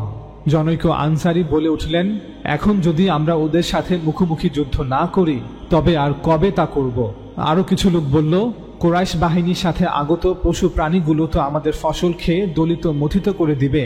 আমরা যদি ওই ফসল রক্ষা করতে না পারি তবে আর কি রক্ষা করব। এরপর আরো কিছু লোক তাদের কথার সমর্থনে কথা বলল। বহু লোক সেদিন মদিনার বাইরে গিয়ে যুদ্ধ করতে প্রস্তুত ছিলেন। রাসূলুল্লাহ সাল্লাল্লাহু আলাইহি ওয়াসাল্লামের প্রস্তাবে তারা সন্তুষ্ট হননি। রাওয়ায়াতে বলা হচ্ছে, রাসূলুল্লাহ সাল্লাল্লাহু আলাইহি ওয়াসাল্লামের প্রস্তাব যদি তারা মেনে নিতেন তবে তা তাদের জন্য অনেক ভালো হতো। বাইরে গিয়ে যুদ্ধ করার প্রস্তাব যারা দিয়েছিলেন তাদের অধিকাংশই বদর যুদ্ধে অনুপস্থিত ছিলেন, তাই তারা চাচ্ছিলেন কুরাইশদের মুখোমুখি হতে। পরামর্শ শেষে রাসূলুল্লাহ সাল্লাল্লাহু আলাইহি ওয়াসাল্লাম জুমার নামাজ আদায় করছিলেন। তিনি সবাইকে উপদেশ দিলেন এবং নসিহত করলেন এবং সাধ্যমতো জিহাদের প্রস্তুতি নিতে নির্দেশ দিলেন। অতঃপর যথানিয়মে খুতবা ও নামাজ শেষ করলেন। তারপর তিনি তার যুদ্ধ পোশাক আনয়নের নির্দেশ দিলেন। তিনি তার যুদ্ধ পোশাক পরিধান করলেন। তারপর সবাইকে যুদ্ধ অভিযানে বের হবার নির্দেশ দিলেন। এই অবস্থা দেখে বিচক্ষণ সাহাবীগণ বললেন, রাসূলুল্লাহ সাল্লাল্লাহু আলাইহি ওয়াসাল্লাম তো আমাদেরকে মদিনায় অবস্থান করতে বলেছিলেন, আর আল্লাহর ইচ্ছা সম্পর্কে তিনিই তো ভালো জানেন। আসমান থেকে তার নিকট ওহী আসে, তোমরা এমনটা কেন চাইছো যে মদিনার বাহিরে গিয়ে যুদ্ধ করবে? অবশেষে তারা তাদের ভুল বুঝতে পেরে রাসূলুল্লাহ সাল্লাল্লাহু আলাইহি ওয়াসাল্লামকে বললেন, ইয়া রাসূলুল্লাহ, আপনি পূর্বে যেমনটি নির্দেশ দিয়েছিলেন যে আমরা মদিনা শহরের ভেতর থেকেই যুদ্ধ করি, আমরাও তাই করব। রাসূলুল্লাহ সাল্লাল্লাহু আলাইহি ওয়াসাল্লাম বললেন, যুদ্ধ পোশাক পরিধান করা এবং যুদ্ধ অভিযানে বের হবার ঘোষণা দেওয়ার পর যুদ্ধ না করে ফিরে আসা কোনো নবীর জন্য শোভনীয় নয়। আমি তো তোমাদেরকে এই প্রস্তাব পূর্বেই দিয়েছিলাম, কিন্তু তোমরা অভিযানে বের হওয়া ব্যতীত কিছুতেই রাজি হলে না। তবে আল্লাহর উপর ভরসা করে আমি যখন নির্দেশ দিয়েছি, এখন তোমাদের দায়িত্ব হলো তাকওয়া অবলম্বন করা ও যুদ্ধের সময় ধৈর্য ধারণ করা। আর তোমরা অপেক্ষায় থাকো যে আল্লাহ কি নির্দেশ দেন, তিনি যার নির্দেশ দেবেন তা পালন করবে। আল্লাহ রাসূল সাল্লাল্লাহু আলাইহি ওয়াসাল্লাম মদিনায় অবস্থান করে যুদ্ধ করাকে সঠিক সিদ্ধান্ত মনে করেছিলেন, কিন্তু আনসারদের অধিকাংশ যুবকদের মতামতকে প্রাধান্য দিয়ে তিনি উহুদ প্রান্তরে যুদ্ধ করতে সম্মতি দেন। যদিও তিনি সাল্লাল্লাহু আলাইহি ওয়াসাল্লাম একজন রাসূল হিসেবে তার সিদ্ধান্ত চাপিয়ে দিতে অধিকার রাখতেন। বদরের যুদ্ধ এবং উহুদ যুদ্ধ আমরা এই দুটি ঘটনা উল্লেখ করার মাধ্যমে প্রমাণ করার চেষ্টা করলাম যে মদিনাতে হিজরতের পর নবী সাল্লাল্লাহু আলাইহি ওয়াসাল্লাম সাধারণভাবে সংখ্যাগরিষ্ঠ আনসারদের পরামর্শের ভিত্তিতে তার সিদ্ধান্ত নিতেন। রাসূল সাল্লাল্লাহু আলাইহি ওয়াসাল্লামের নেতৃত্বে প্রতিষ্ঠিত মুসলিম রাষ্ট্র যদি মদিনা এবং তার পার্শ্ববর্তী অঞ্চলে সীমাবদ্ধ থাকত, তবে হয়তো রাজনৈতিক কর্তৃত্ব আনসারদের কাছেই হস্তান্তরিত করা হতো, কারণ মদিনা রাষ্ট্রে আনসাররা ছিল সংখ্যাগরিষ্ঠ। ফলে রাসূল সাল্লাল্লাহু আলাইহি ওয়াসাল্লামের ইন্তেকালের পর সাহাবারা আনসারদের মধ্য হতেই কাউকে নেতা হিসেবে গ্রহণ করত। ইসলামের পূর্বে এবং ইসলামের আবির্ভাবের পরেও মদিনা এবং তার পার্শ্ববর্তী অঞ্চলে আউস এবং খাজরাজ এই দুটি গোত্র একটি প্রভাবশালী রাজনৈতিক শক্তি ছিল। রাসূল সাল্লাল্লাহু আলাইহি ওয়াসাল্লামের মদিনায় হিজরতের পর মুসলিম সমাজ এবং মুসলিম রাষ্ট্র প্রতিষ্ঠায় তাদের অবদান ছিল অপরিসীম এবং অনস্বীকার্য। কিন্তু পরবর্তীতে আরবের রাজনৈতিক প্রেক্ষাপট আর এমন থাকেনি। মক্কা বিজয় এবং এর 1 বছর পর যখন সূরা তাওবা নাজিল হয়, তখন হিজাজ, নাজদ, নাজরান অর্থাৎ জাজিরাতুল আরবের অধিকাংশ গোত্রগুলো ইচ্ছায় অনিচ্ছায় ইসলাম ধর্ম গ্রহণ করে।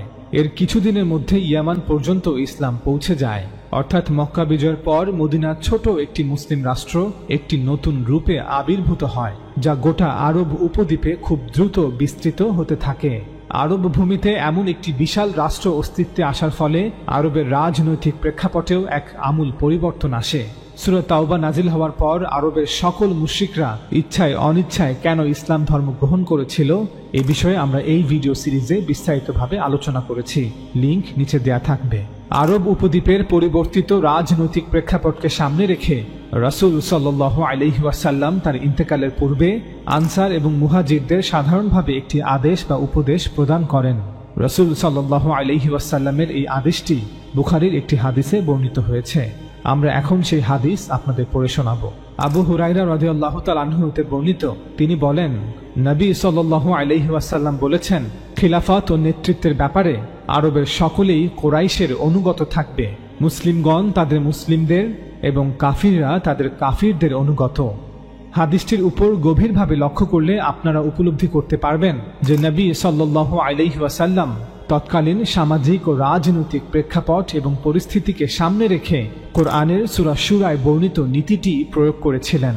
তিনি মুসলমানদের আদেশ দিয়েছিলেন যে তার মৃত্যুর পর হুকুমতের কর্তৃত্ব কুরাইশের কাছেই হস্তান্তরিত হবে।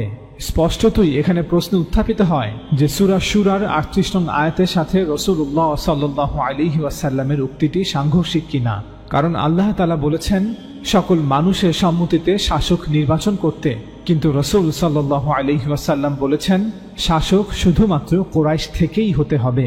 তাছাড়া নবী সাল্লাল্লাহু আলাইহি ওয়াসাল্লাম কেন শুধুমাত্র তার নিজের গোত্রের জন্য এই ঘোষণা করেছেন? কেন কুরাইশ ব্যতীত অন্য গোত্রের কেউ হুকুমতের প্রধান হতে পারবে না? কোন নীতির ভিত্তিতে কুরাইশদের কাছে রাজনৈতিক ক্ষমতা হস্তান্তর করা হবে? এটা কি আসাবিয়াত নয়? অথচ আল্লাহ রাসূল সাল্লাল্লাহু আলাইহি ওয়াসাল্লাম তিনি নিজেই আসাবিয়াতকে প্রত্যাখ্যান করতে বলেছেন। এই প্রশ্নের জবাব এই হাদিসেই দেয়া আছে। নবী সাল্লাল্লাহু আলাইহি ওয়াসাল্লাম তার সিদ্ধান্ত নিজেই ব্যাখ্যা করেছেন। তিনি বলেছিলেন যে তিনি এই সিদ্ধান্ত নিচ্ছেন কারণ আরবের প্রায় সকল গোত্র এবং অধিকাংশ মানুষ কুরাইশের নেতৃত্ব মেনে নেয়। তিনি আরো বলেন, জাহিলিয়াতের যুগে যেভাবে অধিকাংশ মুশরিক আরবরা কুরাইশের নেতৃত্ব মেনে নিত, ঠিক তেমনি ভাবে এখন আরবের এই সকল গোত্রের লোকেরা ইসলাম ধর্ম গ্রহণ করার পর কুরাইশের নেতৃত্বই মেনে নিবে।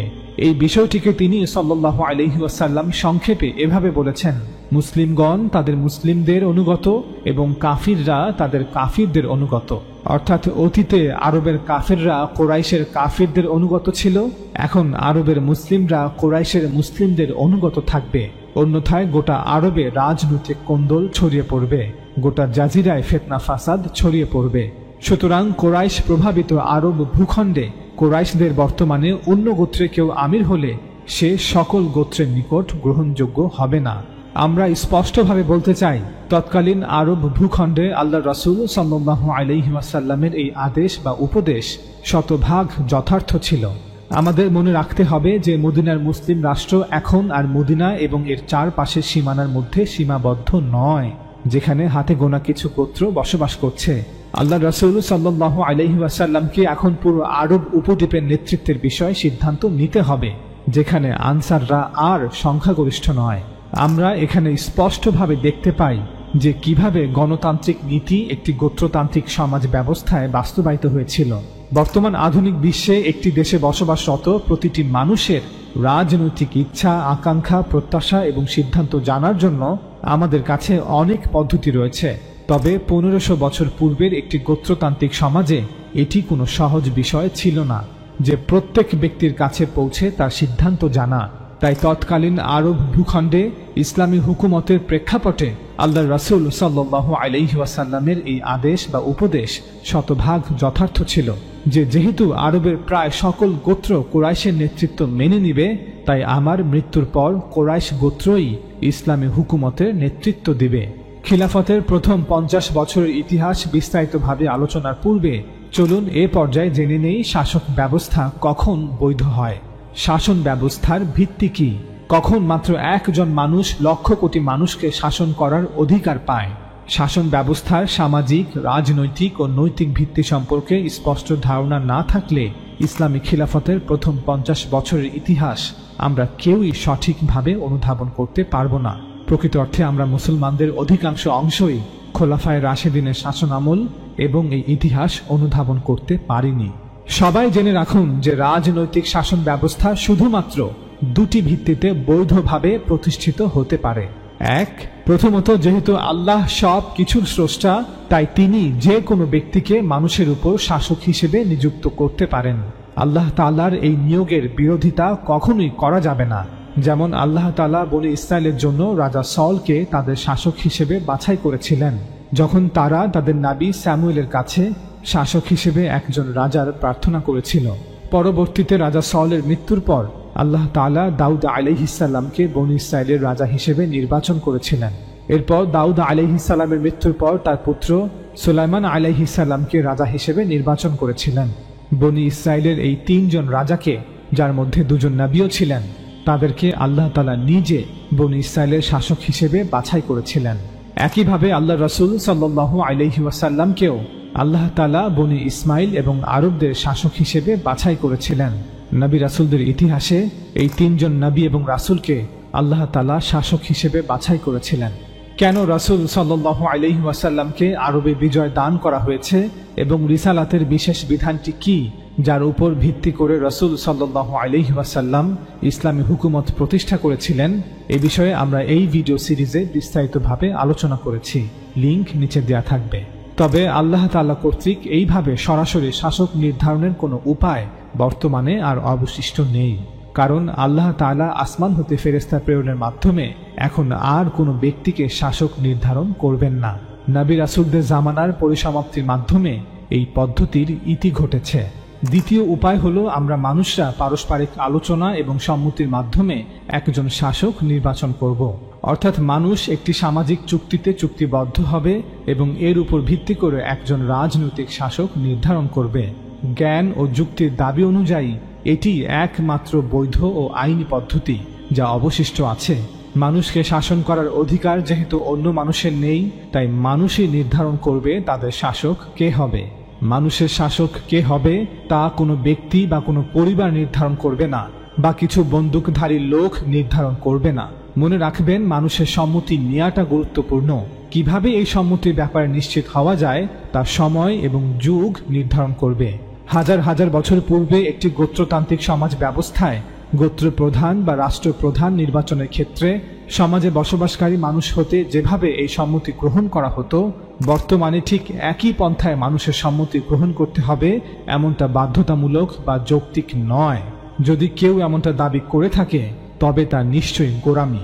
শাসক নির্বাচন বা নির্ধারণের ক্ষেত্রে মানুষের সম্মতি নেওয়াটা উদ্দেশ্য। কিভাবে কোন পদ্ধতিতে মানুষের সম্মতির বিষয়ে নিশ্চিত হওয়া যায় তা মানুষ তাদের প্রয়োজনের কারণে নিজেরাই খুঁজে বের করে নিবে। উদাহরণস্বরূপ, বর্তমান আধুনিক বিশ্বে ব্যালট বাক্সে এবং অনলাইনে ভোট গ্রহণের মাধ্যমে জনগণের মতামত গ্রহণ করা হয়ে থাকে। হয়তো ভবিষ্যতে অন্য কোনো মাধ্যমে মানুষ তাদের মতামত প্রদান করতে পারবে। সুতরাং একজন শাসক নিয়োগের সিদ্ধান্ত হয় আমরা করব, অর্থাৎ আমরা মানুষরা করব, অথবা আল্লাহ তাআলা নিজে করবেন। আর আল্লাহ এখন কাউকে নিয়োগ দেবেন না, কারণ সেই ঐতিহ্য নবী রাসূলদের জামানার মাধ্যমে শেষ হয়ে গেছে। তাই মানুষকেই এখন সিদ্ধান্ত নিতে হবে কে হবে তাদের শাসক। এই অধিকার কেবল মানুষের, কোনো ব্যক্তি বা কোনো পরিবার অথবা বন্দুকধারী কোনো লোকের এই অধিকার নেই। শাসক নির্বাচন বা নির্ধারণের এই দ্বিতীয় পদ্ধতি বিষয়ে আল্লাহ তাআলা পবিত্র কোরআনে বলেছেন, আমরুহুম শুরা বাইনাহুম, অর্থাৎ মুসলমানদের কাজকর্ম তাদের পারস্পরিক পরামর্শের ভিত্তিতে পরিচালিত হয়। মুসলমানদের কাজকর্ম কিছু বন্দুকধারী লোকেদের পরামর্শের ভিত্তিতে হয় না। মাওলানা মওদুদী এই আয়াতের তাফসিরে বলেন, এই আয়াত অনুযায়ী এটা স্পষ্ট যে যেই বিষয়টি দুই বা ততোধিক লোকের স্বার্থের সাথে জড়িত, সেক্ষেত্রে কোনো এক ব্যক্তির নিজস্ব মতামতের ভিত্তিতে সিদ্ধান্ত গ্রহণ করা এবং সংশ্লিষ্ট অন্য ব্যক্তিদের উপেক্ষা করা জুলুম। যৌথ ব্যাপারে কারো যা ইচ্ছা তাই করার কোনো অধিকার নেই। ইনসাফের দাবি হচ্ছে কোনো বিষয়ে যত লোকের স্বার্থ জড়িত সে ব্যাপারে তাদের সবার মতামত গ্রহণ করতে হবে, এবং তাতে যদি বিপুল সংখ্যক লোকের স্বার্থ সংশ্লিষ্ট থাকে তাহলে তাদের বিশ্বস্ত প্রতিনিধিদেরকে পরামর্শের মধ্যে সামিল করতে হবে। পরামর্শ দানের জন্য এমন সব লোক নিয়োগ করতে হবে যাদের প্রতি গোটা জাতির আস্থা আছে। পরামর্শদাতাদের ইজমা বা সর্বসম্মত সিদ্ধান্তের ভিত্তিতে যে পরামর্শ দেয়া হয় অথবা যে সিদ্ধান্ত অধিকাংশের সমর্থন লাভ করবে তা মেনে নিতে হবে। কেননা সবার মতামত জানার পরও যদি এক বা একাধিক ব্যক্তি অথবা একটি ছোট্ট গ্রুপকে স্বেচ্ছাচার চালানোর সুযোগ দেয়া হয় তাহলে গোটা পরামর্শ ব্যবস্থাই অর্থহীন হয়ে যায়। আল্লাহ বলছেন, মুসলমানদের কাজ কর্ম পারস্পরিক পরামর্শের ভিত্তিতে চলে। শুধু পরামর্শ করলেই আল্লাহ তাআলার এর নির্দেশ পালন করা হয় না যতক্ষণ না অধিকাংশের মতামতকে প্রাধান্য দেয়া হচ্ছে। তাই মুসলমানদের উচিত পরামর্শের ক্ষেত্রে সব সময় সর্বসম্মত অথবা সংখ্যাগরিষ্ঠের মতামতের ভিত্তিতে গৃহীত সিদ্ধান্ত অনুসারে কাজকর্ম পরিচালনা করা। মাওলানা মওদুদীর সাথে একমত পোষণ করে আমরাও বলছি, এতে কোনো সন্দেহ নেই যে এই আয়াতের মাধ্যমে সকল স্তরের মুসলমানদের মতামতকে চূড়ান্ত বলে ঘোষণা করা হয়েছে। মুসলমান সমাজে যে কোনো বিষয়ের ক্ষেত্রে মুসলমানদের সর্বসম্মত অথবা সংখ্যাগরিষ্ঠের মতামতই চূড়ান্ত বলে গণ্য করতে হবে। উদাহরণস্বরূপ, আপনি যখন বলবেন যে একটি নির্দিষ্ট বিষয়ে 10 জন লোককে সিদ্ধান্ত নিতে হবে, এর অর্থ যদি তারা সবাই একটি সিদ্ধান্তে সর্বসম্মতভাবে একমত হয় তবে খুবই ভালো, কিন্তু যদি মতবিরোধ দেখা দেয় তবে সংখ্যাগরিষ্ঠের মতামত প্রাধান্য পাবে। অন্যথায় শুধু ফিতনা আর ফাসাদ, আর না হয় অস্ত্রের শক্তি। আর আমরা সবাই জানি যে একজন শাসকের শাসন ব্যবস্থার ভিত্তি অস্ত্র নয়, বরং মানুষের সম্মতি। সুতরাং এই আয়াত অনুযায়ী মুসলমানদের যৌথ ব্যবস্থা কোনো ব্যক্তি বা পরিবারের ইচ্ছার উপর ভিত্তি করে নয়, বা বন্দুকধারী কিছু লোকের ইচ্ছার উপর ভিত্তি করে নয়। আল্লাহ তাআলা বলেছেন, মুসলমানদের বিষয়গুলো তাদের মতামত, তাদের সিদ্ধান্তের ভিত্তিতে হবে। তাদের নিজস্ব যৌথ ব্যবস্থা বা রাজনৈতিক শাসন ব্যবস্থা তাদেরকেই আলোচনার মাধ্যমে গঠন করতে হবে। এই আয়াতের স্পষ্ট অর্থ হল যে সকল মুসলমানদের পরামর্শের মাধ্যমে একটি মুসলিম সরকার প্রতিষ্ঠিত হবে। কিছু বন্দুকধারী লোকের পরামর্শের ভিত্তিতে মুসলিম সরকার প্রতিষ্ঠিত হবে না, যতক্ষণ না সে রাষ্ট্রের মুসলমানদের অধিকাংশের সম্মতি থাকে। মুসলমানদের রাজনৈতিক সমাজের নিয়ম, প্রথা এবং ব্যবস্থাগুলি মুসলমানদের পরামর্শের মাধ্যমেই নির্ধারণ করা হবে। এই পরামর্শে প্রত্যেকের সমান অধিকার থাকবে। মুসলমানদের পরামর্শের মাধ্যমে যা করা হবে তা কেবল মুসলমানদের পরামর্শের মাধ্যমেই বাতিল করা হবে। একটি মুসলমান সমাজে যে কোনো ব্যবস্থায় অস্তিত্বে আনা হোক না কেন, প্রত্যেক মুসলমানের মতামত সেই ব্যবস্থার অংশ হবে। অর্থাৎ প্রত্যেক ব্যক্তি এই পরামর্শমূলক প্রক্রিয়ার অংশ হবে, প্রত্যক্ষ বা পরোক্ষভাবে, যেভাবেই হোক। যেমনটা মাওলানা মওদুদী বলেছেন, হয় জনগণের সরাসরি অংশগ্রহণ থাকবে, অন্যথায় সকল জনগণের, গোটা জাতির প্রতিনিধিত্ব থাকবে। যদি ঐক্যমত্য বা সম্পূর্ণ সমঝোতার মাধ্যমে কোনো সিদ্ধান্তে পৌঁছানো না যায়, তাহলে সংখ্যাগরিষ্ঠের মতামতকে সিদ্ধান্ত হিসেবে গ্রহণ করা হবে। শান্তিপূর্ণ উপায়ে ক্ষমতা হস্তান্তরের এটি একমাত্র পন্থা। তবে যারা অস্ত্রের শক্তিতে বলীয়ান হয়ে মুসলমানদের উপর কোনো সিদ্ধান্ত কোনো শাসককে চাপিয়ে দিতে চায়, তাদের জন্য আরো হাজার পন্থা খোলা আছে। আপনি যদি আমরুহুম শুরা বাইনাহুম, আল্লাহ তাআলার এই নির্দেশের প্রতিটি কথাকে ভেঙে ভেঙে বোঝার চেষ্টা করেন, তবে এই আয়াত উপরে বর্ণিত সকল দফা বা পয়েন্টগুলোকে অন্তর্ভুক্ত করে। আপনি যখনই বলবেন যে মুসলমানদের ব্যবস্থা পারস্পরিক পরামর্শের মাধ্যমে পরিচালনা করতে হবে, তখন এই সমস্ত দফা বা পয়েন্টগুলি এই কথার যৌক্তিক ফলাফল। তাছাড়া কোরআন যখন বলেছে যে মুসলমানদের সামষ্টিক বিষয়গুলির ব্যাপারে তাদের পারস্পরিক পরামর্শের মাধ্যমে সিদ্ধান্ত নিতে হবে, তখন এই আয়াত কোনো বিধিনিষেধ আরোপ করেনি যে শুধুমাত্র সালেহীন বা ধার্মিকদের সাথে পরামর্শ করা হবে বা শুধুমাত্র শিক্ষিত লোকেদের সাথেই পরামর্শ করা হবে। কোনো ব্যক্তি যখন কোনো রাষ্ট্রের শাসক হন, তখন তিনি শুধুমাত্র সালেহীনদের শাসক নন, তিনি শুধু ধার্মিকদের শাসক নন, তিনি শুধু শিক্ষিত লোকেদের শাসক নন, তিনি শাসক সেই রাষ্ট্রে, সেই সমাজে বসবাসকারী সকল মুসলমানদের, সকল মানুষের। তাই সকল মুসলমানদের, সকল মানুষের পরামর্শের ভিত্তিতেই সেই রাষ্ট্রের শাসক নির্বাচিত হবে। আমরা বলবো শিক্ষিত লোকেরা, ধার্মিকরা, সালেহীনরা, দায়ীরা তাদের দায়িত্ব পালন করুক, অর্থাৎ মানুষকে শিক্ষিত করুক। সাধারণ মানুষ যদি এই শিক্ষা গ্রহণ করে তবে ভালো, যদি তারা এটি গ্রহণ না করে তাহলে আপনার এখতিয়ার এখানেই শেষ। এর বাইরে আপনি কোনো পদক্ষেপ নিতে পারবেন না। অস্ত্রের ভয় দেখিয়ে আপনার সিদ্ধান্ত মানুষের উপর চাপিয়ে দেওয়ার কোনো অধিকার এই আয়াত আপনাকে দেয়নি। প্রাচীন চিন্তাবিদ যেমন প্লেটো এবং অ্যারিস্টটল এই ভুলটি করেছেন। তারা একটি অভিজাত তন্ত্রের স্বপ্ন দেখেছিলেন, যেখানে একটি সমাজ বা রাষ্ট্রের লোকেরা দার্শনিক রাজাদের দ্বারা শাসিত হচ্ছে, যদিও তাদের এই স্বপ্নের বা চিন্তার কোনো আইনি বৈধতা নেই, কোনো রাজনৈতিক, সামাজিক, নৈতিক ভিত্তি নেই। কেননা দার্শনিকদের এই অধিকার কে দিল যে তারা নিজেদেরকে মানুষের শাসক হিসেবে দাবি করবে? একইভাবে সালেহীনদের, ধার্মিকদের, আলেমদের, শিক্ষিত লোকেদের এই অধিকার কে দিল যে তারা নিজেদেরকে মানুষের শাসক হিসেবে দাবি করবে? আমরা এই দীর্ঘ আলোচনা হতে প্রমাণ করার চেষ্টা করলাম, হুকুমত শুধুমাত্র দুটি প্রাকৃতিক উপায়ে প্রতিষ্ঠিত হতে পারে, যা আমরা মানুষদের ফিতরা বা সহজাত প্রকৃতি মেনে নেয়। হয় আল্লাহ সরাসরি কোনো শাসক নিযুক্ত করবেন, যেমনটা তিনি পূর্বে করেছিলেন, নতুবা মানুষ নিযুক্ত করবে তাদের শাসক। মানুষের সম্মতি না নিয়ে শুধুমাত্র তলোয়ার আর বন্দুকের জোরে নিজেকে শাসক ঘোষণা করলে তা অবৈধ বলে গণ্য হবে। এই ধরনের শাসক ও শাসনের কোনো সামাজিক, রাজনৈতিক, ধর্মীয় ও নৈতিক ভিত্তি নেই।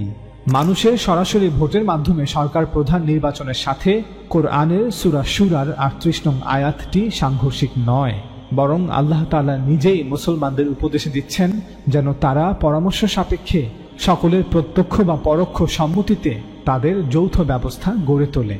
এবং আমরা এটাও প্রমাণ করার চেষ্টা করলাম যে শাসক নির্বাচনের বিষয়ে সূরা শুরার ৩৮ নং আয়াত এবং সাহাবাদের প্রতি রাসূল সাল্লাল্লাহু আলাইহি ওয়াসাল্লামের এই আদেশটি মোটেও সাংঘর্ষিক নয়, বরং তিনি সাল্লাল্লাহু আলাইহি ওয়াসাল্লাম এই আয়াতে বর্ণিত নীতি অনুসরণ করেই সাহাবাদের উপদেশ দিয়েছেন যেন তারা কুরাইশ ব্যতীত অন্য কোনো গোত্রের কোনো ব্যক্তিকে হুকুমতের প্রধান না করে। তবে এই হাদিসের বিষয়ে আমাদের একটি কথা মনে রাখতে হবে যে আল্লাহ রাসূল সাল্লাল্লাহু আলাইহি ওয়াসাল্লামের এই আদেশটি শুধুমাত্র আরবের জন্য খাস ছিল। এমন নয় যে বর্তমান সকল মুসলিম রাষ্ট্রের জন্য কুরাইশ গোত্র হতেই শাসক নির্বাচন করতে হবে। রাসূল সাল্লাল্লাহু আলাইহি ওয়াসাল্লামের ইন্তেকালের পর কিভাবে ইসলামের প্রথম ৪ খলিফা নির্বাচন বা নির্ধারণ করা হয়েছে, চলুন এবার এ বিষয়ে আলোচনা করা যাক। এজন্য আমরা প্রথমেই কিছু হাদিস আপনাদের পড়ে শোনাবো। রাসূলুল্লাহ সাল্লাল্লাহু আলাইহি ওয়াসাল্লাম সোমবার যোহরের নামাজের পর ইন্তেকাল করেন। ওনার ইন্তেকালের সংবাদ শুনে অনেক সাহাবাদের মতো আবু বকর রাদিয়াল্লাহু তাআলা আনহু রাসূল সাল্লাল্লাহু আলাইহি ওয়াসাল্লামের হুজরায় উপস্থিত হন। তিনি রাসূল সাল্লাল্লাহু আলাইহি ওয়াসাল্লামের চেহারা অনাবৃত করে তার কপালে চুমু খেলেন এবং বললেন, আমার মাতা পিতা আপনার জন্য কুরবান, আপনি জীবনে এবং মরণেও কতই না সুন্দর। এরপর তিনি বাহিরে গিয়ে সকলের সামনে আল্লাহ তাআলার হামদ ও সানা বর্ণনা করে বললেন, যারা মুহাম্মদ সাল্লাল্লাহু আলাইহি ওয়াসাল্লামের ইবাদতকারী ছিলে তারা জেনে রাখো মুহাম্মদ সাল্লাল্লাহু আলাইহি ওয়াসাল্লাম মারা গেছেন। আর যারা আল্লাহর ইবাদত করতে তারা নিশ্চিত জেনে রাখো যে আল্লাহ চিরঞ্জীব, তিনি অমর, তার মৃত্যু নেই। অতঃপর আবু বকর রাদিয়াল্লাহু তাআলা আনহু এই আয়াত তিলাওয়াত করলেন, হে রাসূল, নিশ্চয়ই আপনি মরণশীল, আর যারা আপনার শত্রু তারা সকলেই মরণশীল। তিনি আরও তিলাওয়াত করলেন, মুহাম্মদ তো একজন রাসূল ব্যতি রেখে আর কিছু নয়, তার পূর্বেও অনেক রাসূল চলে গেছে। অতএব যদি সে মারা যায় অথবা নিহত হয় তাহলে কি তোমরা ইসলাম ত্যাগ করবে? আর যদি কেউ ইসলাম ত্যাগ করে পেছনে ফিরেও যায় তবে সে জেনে রাখুক সে কখনো আল্লাহর বিন্দুমাত্র ক্ষতি করতে পারবে না। সূরা আলে ইমরান আয়াত 144। রাবি বলেন, আবু বকরের এই কথাগুলি শুনে সবাই ফুপিয়ে ফুপিয়ে কাঁদতে লাগলেন। পরবর্তীতে সেদিন বিকেল বেলায় আনসারগণ সাকিফা বনু সাআদায় সাদ ইবনু ওবায়দাহ রাদিয়াল্লাহু তাআলা আনহুর নিকট সমবেত হলেন। সাকিফা ছিল বানু সাআদ গোত্রের বাগানে অবস্থিত একটি চালা বা ছাউনি, যেখানে মদিনাবাসীরা জাহিলিয়াতের যুগ হতেই বিভিন্ন গুরুত্বপূর্ণ বিষয়ে আলোচনা করার জন্য সমবেত হতো। আনসারদের সাকিফা বানু সাআদায় সমবেত হওয়ার সংবাদ পাওয়ার পর আবু বকর রাদিয়াল্লাহু তাআলা আনহু, ওমর ইবনে খাত্তাব রাদিয়াল্লাহু তাআলা আনহু এবং আবু ওবায়দাহ ইবনু জাররাহ রাদিয়াল্লাহু তাআলা আনহু এই তিনজন মুহাজির সাহাবী আনসারদের নিকট গমন করলেন। সেখানে পৌঁছে আবু বকর রাদিয়াল্লাহু তাআলা আনহু অত্যন্ত জোরালো ও যুক্তিপূর্ণ ভাষণ রাখলেন। তার বক্তব্যে তিনি আনসারদের প্রশংসায় নাজিলকৃত কোরআনের কোনো আয়াত এবং এ বিষয়ে রাসূল সাল্লাল্লাহু আলাইহি ওয়াসাল্লামের কোনো বাণী বাদ দিলেন না। তিনি এ কথাও বললেন, হে আনসাররা, আপনারা অবশ্যই অবগত রয়েছেন রাসূলুল্লাহ সাল্লাল্লাহু আলাইহি ওয়াসাল্লাম বলেছেন, লোকেরা যদি একটি উপত্যকা দিয়ে চলে আর আনসাররা অন্য একটি উপত্যকা দিয়ে চলে তবে আমি অবশ্যই আনসারীদের পথ ধরে চলব। আবু বকর রাদিয়াল্লাহু তাআলা আনহু আনসারদের একজন অন্যতম প্রধান নেতা সাআদ রাদিয়াল্লাহু তাআলা আনহুকে উদ্দেশ্য করে বললেন, আর হে সাআদ, আপনি ভালো করে জানেন যে রাসূলুল্লাহ সাল্লাল্লাহু আলাইহি ওয়াসাল্লাম বলেছেন, আপনিও তখন সেই মজলিসে উপস্থিত ছিলেন, যে কুরাইশ গোত্র এ দ্বীনের নেতৃত্বের বিষয়টির যোগ্য পাত্র। সুতরাং মানুষের ভালো লোকেরা কুরাইশের ভালো লোকেদের অনুগামী, আর মানুষের মন্দ লোকেরা কুরাইশের মন্দদের অনুগামী। সহিহ বুখারীতে এই কথাটি এভাবে এসেছে যে মুসলিমগণ কুরাইশের মুসলিমদের অনুসারী এবং কাফিররা কুরাইশের কাফিরদের অনুসারী। অতঃপর আবু বকর রাদিয়াল্লাহু তাআলা আনহু বলেন, হে আনসাররা, আপনারা রাসূল সাল্লাল্লাহু আলাইহি ওয়াসাল্লামের এই কথার অনুগত থেকে ওমর অথবা আবু ওবায়দা ইবনু জাররার হাতে বায়াত করে নিন। ওমর রাদিয়াল্লাহু তাআলা আনহু বললেন, হে আবু বকর, আমরা কিন্তু আপনার হাতে বায়াত করব। আপনি আমাদের নেতা, আপনি আমাদের মধ্যে সর্বশ্রেষ্ঠ, আমাদের মাঝে আপনি আল্লাহর রাসূল সাল্লাল্লাহু আলাইহি ওয়াসাল্লামের প্রিয়তম ব্যক্তি। এ বলে ওমর রাদিয়াল্লাহু তাআলা আনহু তার হাত ধরে বায়াত করে নিলেন। সঙ্গে সঙ্গে উপস্থিত সকল আনসাররা আবু বকর রাদিয়াল্লাহু তাআলা আনহুর হাতে বায়াত করলেন। সাকিফার এই ঘটনার 12 বছর পর ওমর রাদিয়াল্লাহু তাআলা আনহু তার ইন্তেকালের কিছুদিন পূর্বে মানুষদের উদ্দেশ্য করে এক দীর্ঘ খুতবার শেষে বলেন, তোমাদের কেউ যেন এত দূর ধৃষ্টতা না দেখায় যে আবু বকরের খিলাফতকে অপ্রত্যাশিত ব্যাপার বলবে, যে কিছু লোক মিলে তাকে খেজুর বাগানে আমির হিসেবে নির্বাচিত করেছে।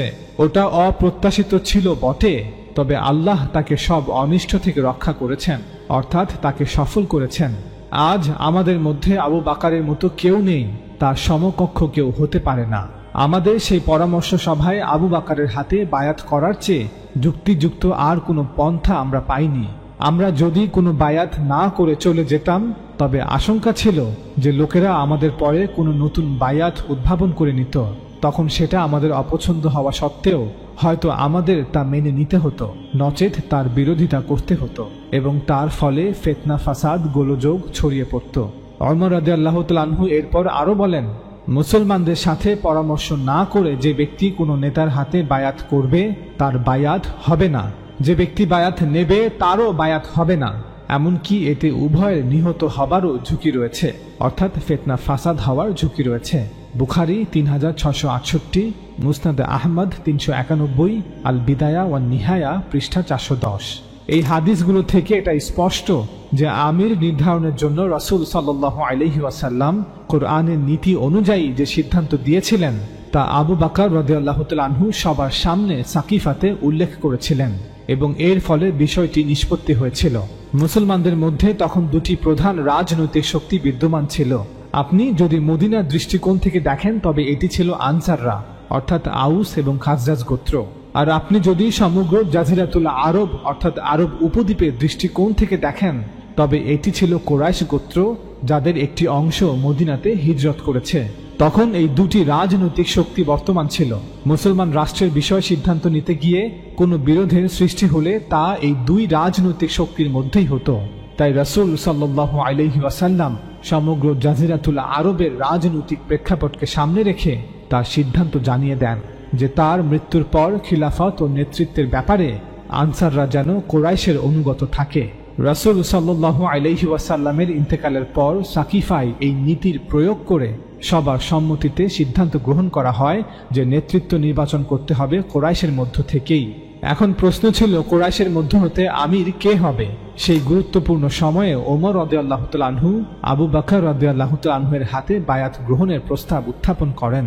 তখন উপস্থিত সকল আনসাররা এই প্রস্তাবে সম্মতি দিয়ে আবু বকর রাদিয়াল্লাহু তাআলা আনহুর হাতে বায়াত গ্রহণ করেন। মনে রাখবেন, সাকিফায় বায়াত গ্রহণের এই সিদ্ধান্ত তরবারির হুমকির অধীনে নেওয়া সিদ্ধান্ত ছিল না, অথবা এখানে কোনো সৈন্যবাহিনীও আক্রমণ করেনি, বা এটি কোনো একটি দল ছিল না যারা জোর করে ক্ষমতা দখল করেছিল। ওমর রাদিয়াল্লাহু তাআলা আনহু বলেন, আমাদের মাঝে আবু বকর এমন ব্যক্তি ছিলেন যার সামনে মস্তক নত হয়ে যেত, অর্থাৎ মুহাজির ও আনসারদের মধ্যে আবু বকর এমন ব্যক্তি ছিলেন যার নেতৃত্বের বিষয়ে কোনো মতবিরোধ ছিল না। ওমর রাদিয়াল্লাহু তাআলা আনহু এর এই উক্তি থেকে এটা স্পষ্ট যে আবু বকর রাদিয়াল্লাহু তাআলা আনহুকে আমির হিসেবে নির্বাচন করা হয়েছে, কারণ তিনি সর্বসম্মতভাবে সকলের নিকট গ্রহণযোগ্য ব্যক্তি ছিলেন। অর্থাৎ অধিকাংশ মানুষের মতামতকে বিবেচনায় রেখে এই সিদ্ধান্ত নেওয়া হয়েছিল। এটা কোনো 10 জন সালেহিনদের নেওয়া সিদ্ধান্ত নয়, অথবা 10 জন সুফি সাধকের নেওয়া সিদ্ধান্ত নয়, অথবা 10 জন নেককার লোকেদের নেওয়া সিদ্ধান্ত নয়, অথবা 10 জন আলেমদের নেওয়া সিদ্ধান্ত নয়, অথবা 10 জন মুফতি মুহাদ্দিস মুফাসসিরদের নেওয়া সিদ্ধান্ত নয়, অথবা 10 জন রাজনৈতিক বিশ্লেষকের নেওয়া সিদ্ধান্ত নয়। অধিকাংশ মানুষের মতামতকে বিবেচনায় রেখে এই সিদ্ধান্ত নেওয়া হয়েছিল, কারণ মদিনার অধিকাংশ মানুষ আবু বকরকে খলিফা হিসেবে মেনে নেবে। অতএব ইতিহাস থেকে এটা স্পষ্ট যে কুরাইশ গোত্রকে নির্বাচন করা হয়েছিল কারণ তারা আরবের অধিকাংশ মানুষের কাছে গ্রহণযোগ্য ছিল, এবং একইভাবে কুরাইশের মধ্য হতে আবু বকর রাদিয়াল্লাহু তাআলা আনহুকে আমির হিসেবে নির্বাচন করা হয়েছিল কারণ তিনি মদিনার অধিকাংশ আনসার ও মুহাজিরদের নিকট সবচেয়ে গ্রহণযোগ্য ব্যক্তি ছিলেন। সংক্ষেপে বললে, সংখ্যাগরিষ্ঠের মতামতকে প্রাধান্য দিয়েই এই সিদ্ধান্ত নেওয়া হয়েছিল। আবু বকর রাদিয়াল্লাহু তাআলা আনহু আমির বা খলিফা হিসেবে দায়িত্ব নেওয়ার পর এমনটা নিশ্চিতভাবেই বলা যায় যে গোটা আরবের সংখ্যাগরিষ্ঠ মানুষের রাজনৈতিক প্রত্যাশাকে সামনে রেখে আল্লাহ রাসূলের দেয়া সিদ্ধান্ত অনুযায়ী এখন রাজনৈতিক কর্তৃত্ব কুরাইশদের কাছে ছিল। মনে রাখবেন, আরবদের সংখ্যাগরিষ্ঠের সমর্থন কুরাইশের পক্ষেই ছিল, কিন্তু খলিফা নির্বাচন বা নির্ধারণ কুরাইশের নেতাদেরকেই করতে হয়েছিল। ঠিক যেভাবে পৃথিবীর অন্য অঞ্চলগুলোতে যে কোনো গোত্রতান্ত্রিক সমাজ ব্যবস্থায় বিভিন্ন গোত্রের প্রধানরাই গোত্রের প্রধান নেতাকে নির্বাচন করে থাকে। কুরাইশের পুরাতন নেতৃত্বের সকলেই আল্লাহর আযাবে গ্রেফতার হয়ে দুনিয়া থেকে বিদায় নিয়েছিল। জীবিত ছিলেন শুধু আল্লাহ রাসূল সাল্লাল্লাহু আলাইহি ওয়াসাল্লামের চাচা আব্বাস রাদিয়াল্লাহু তাআলা আনহু এবং আবু সুফিয়ান রাদিয়াল্লাহু তাআলা আনহু। ওনারা দুজনই মক্কা বিজয়ের পরে ইসলাম গ্রহণ করেন। কুরাইশের নতুন নেতৃত্বে সকলেই ছিলেন এমন সাহাবারা যারা ইসলামের প্রাথমিক যুগেই ঈমান আনয়ন করেছিলেন এবং মদিনায় হিজরত করেছিলেন, যারা ছিলেন সাবেকুন আল আউয়ালিন। কুরাইশদের এই নতুন নেতৃত্বে ছিলেন আবু বকর রাদিয়াল্লাহু তাআলা আনহু, উমর ইবনুল খাত্তাব রাদিয়াল্লাহু তাআলা আনহু, উসমান ইবনে আফফান রাদিয়াল্লাহু তাআলা আনহু, আলী ইবনে আবি তালিব রাদিয়াল্লাহু তাআলা আনহু, আবু উবাইদা ইবনুল জাররাহ রাদিয়াল্লাহু তাআলা আনহু, আব্দুর রহমান ইবনে আউফ রাদিয়াল্লাহু তাআলা আনহু, সাদ ইবনে আবি ওয়াক্কাস রাদিয়াল্লাহু তাআলা আনহু, তালহা ইবনে উবাইদুল্লাহ রাদিয়াল্লাহু তাআলা আনহু এবং জুবাইর ইবনুল আওয়াম রাদিয়াল্লাহু তাআলা আনহু। ওনারা ছিলেন কুরাইশের নতুন নেতৃত্বের প্রধান অংশ। সুতরাং মুসলমানদের পুরো নেতৃত্ব তখন মদিনাতেই ছিল। মাত্র 1 থেকে 1.5 বছর হয়েছে যে জাজিরাতুল আরবের অধিকাংশ অঞ্চল এখন মুসলমানদের নিয়ন্ত্রণে। আল্লাহ রাসূল সাল্লাল্লাহু আলাইহি ওয়াসাল্লামের ইন্তেকালের সময় মুসলমানদের পুরো নেতৃত্ব অর্থাৎ আনসার এবং মুহাজির সকলেই তখন মদিনাতেই ছিলেন। অন্যভাবে বললে পুরো সংসদ মদিনাতেই উপস্থিত ছিল। আমরা আগেও বলেছি যে মুহাজিরদের সাবেকুন আল আউয়ালিন অংশের প্রায় সকলেই ছিলেন কুরাইশ গোত্রের। তাদের প্রধান প্রধান নামগুলো আমরা ইতিপূর্বে একবার বর্ণনাও করেছি। রাসূল সাল্লাল্লাহু আলাইহি ওয়াসাল্লামের ইন্তেকালের পর এখন তারাই মুসলিম রাষ্ট্রের বিষয়ে চূড়ান্ত সিদ্ধান্তটি গ্রহণ করবেন।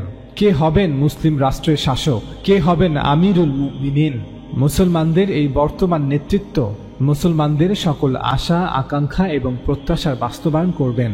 এই নতুন মুসলিম রাষ্ট্রে তারাই সকল মুসলমানদের প্রতিনিধিত্ব করবেন, অর্থাৎ আমরুহুম শুরা বাইনাহুম এই নীতির উপর ভিত্তি করে এখন তারাই মুসলিম রাষ্ট্রের বিষয়ে সবচেয়ে গুরুত্বপূর্ণ সিদ্ধান্তটি গ্রহণ করবেন। মনে রাখবেন, এটি ছিল একটি গোত্রতান্ত্রিক সমাজে গণতান্ত্রিক নীতির বাস্তবায়ন। তাই এখানে আপনি ভোটাধিকার, ভোট গ্রহণ বা ব্যালট বাক্স, নির্বাচন কমিশন কিছুই খুঁজে পাবেন না। বর্তমান সংসদীয় ব্যবস্থায় যেভাবে জনগণের প্রতিনিধিরাই চূড়ান্ত কর্তৃপক্ষ হিসেবে সিদ্ধান্ত গ্রহণ করে থাকে, তৎকালীন সময়ে মদিনার এই মুসলিম রাষ্ট্রের নতুন নেতৃত্ব ঠিক একইভাবে মুসলমানদের প্রতিনিধি হিসেবে সকল সিদ্ধান্ত গ্রহণ করতেন। একটি গোত্রতান্ত্রিক সমাজে প্রতিষ্ঠিত রাষ্ট্রে সরকার প্রধান নির্বাচনের জন্য এটিই ছিল সর্বোত্তম উপায়। এমন নয় যে ওনারা জোর করে মুসলমানদের উপর চেপে বসেছেন এবং তরবারির জোরে নিজেদেরকে নেতা হিসেবে দাবি করেছেন। না, বরং মদিনায় হিজরতের পর মুসলিম জাতির দীর্ঘ 10 বছরের সকল লড়াই সংগ্রাম, যুদ্ধ বিগ্রহ, পরীক্ষার মধ্য দিয়ে এই নতুন নেতৃত্ব উঠে এসেছে, যাদেরকে আল্লাহ তাআলা নিজে সাবেকুন আল আউয়ালিন হিসেবে স্বীকৃতি দিয়েছেন, যাদের যোগ্যতা, সক্ষমতা, অবদানের কারণে রাসূল সাল্লাল্লাহু আলাইহি ওয়াসাল্লাম সব সময় তাদের অগ্রভাগে রেখেছেন। রাসূল সাল্লাল্লাহু আলাইহি ওয়াসাল্লামের ইন্তেকালের পর সেই দিন বিকেল বেলায় এই নতুন নেতৃত্বের একটি পরামর্শ সভা যা সাকিফাতে অনুষ্ঠিত হয়েছিল, সেখানে সিদ্ধান্ত হয় যে আবু বকর রাদিয়াল্লাহু তাআলা আনহু মুসলমানদের আমির হিসেবে দায়িত্ব পালন করবেন এবং তিনি এই মুসলিম রাষ্ট্রের একমাত্র শাসক। আপনাদের মধ্যে প্রশ্ন আসতে পারে, এই সিদ্ধান্তের বিরুদ্ধে কি কেউ দ্বিমত পোষণ করেননি?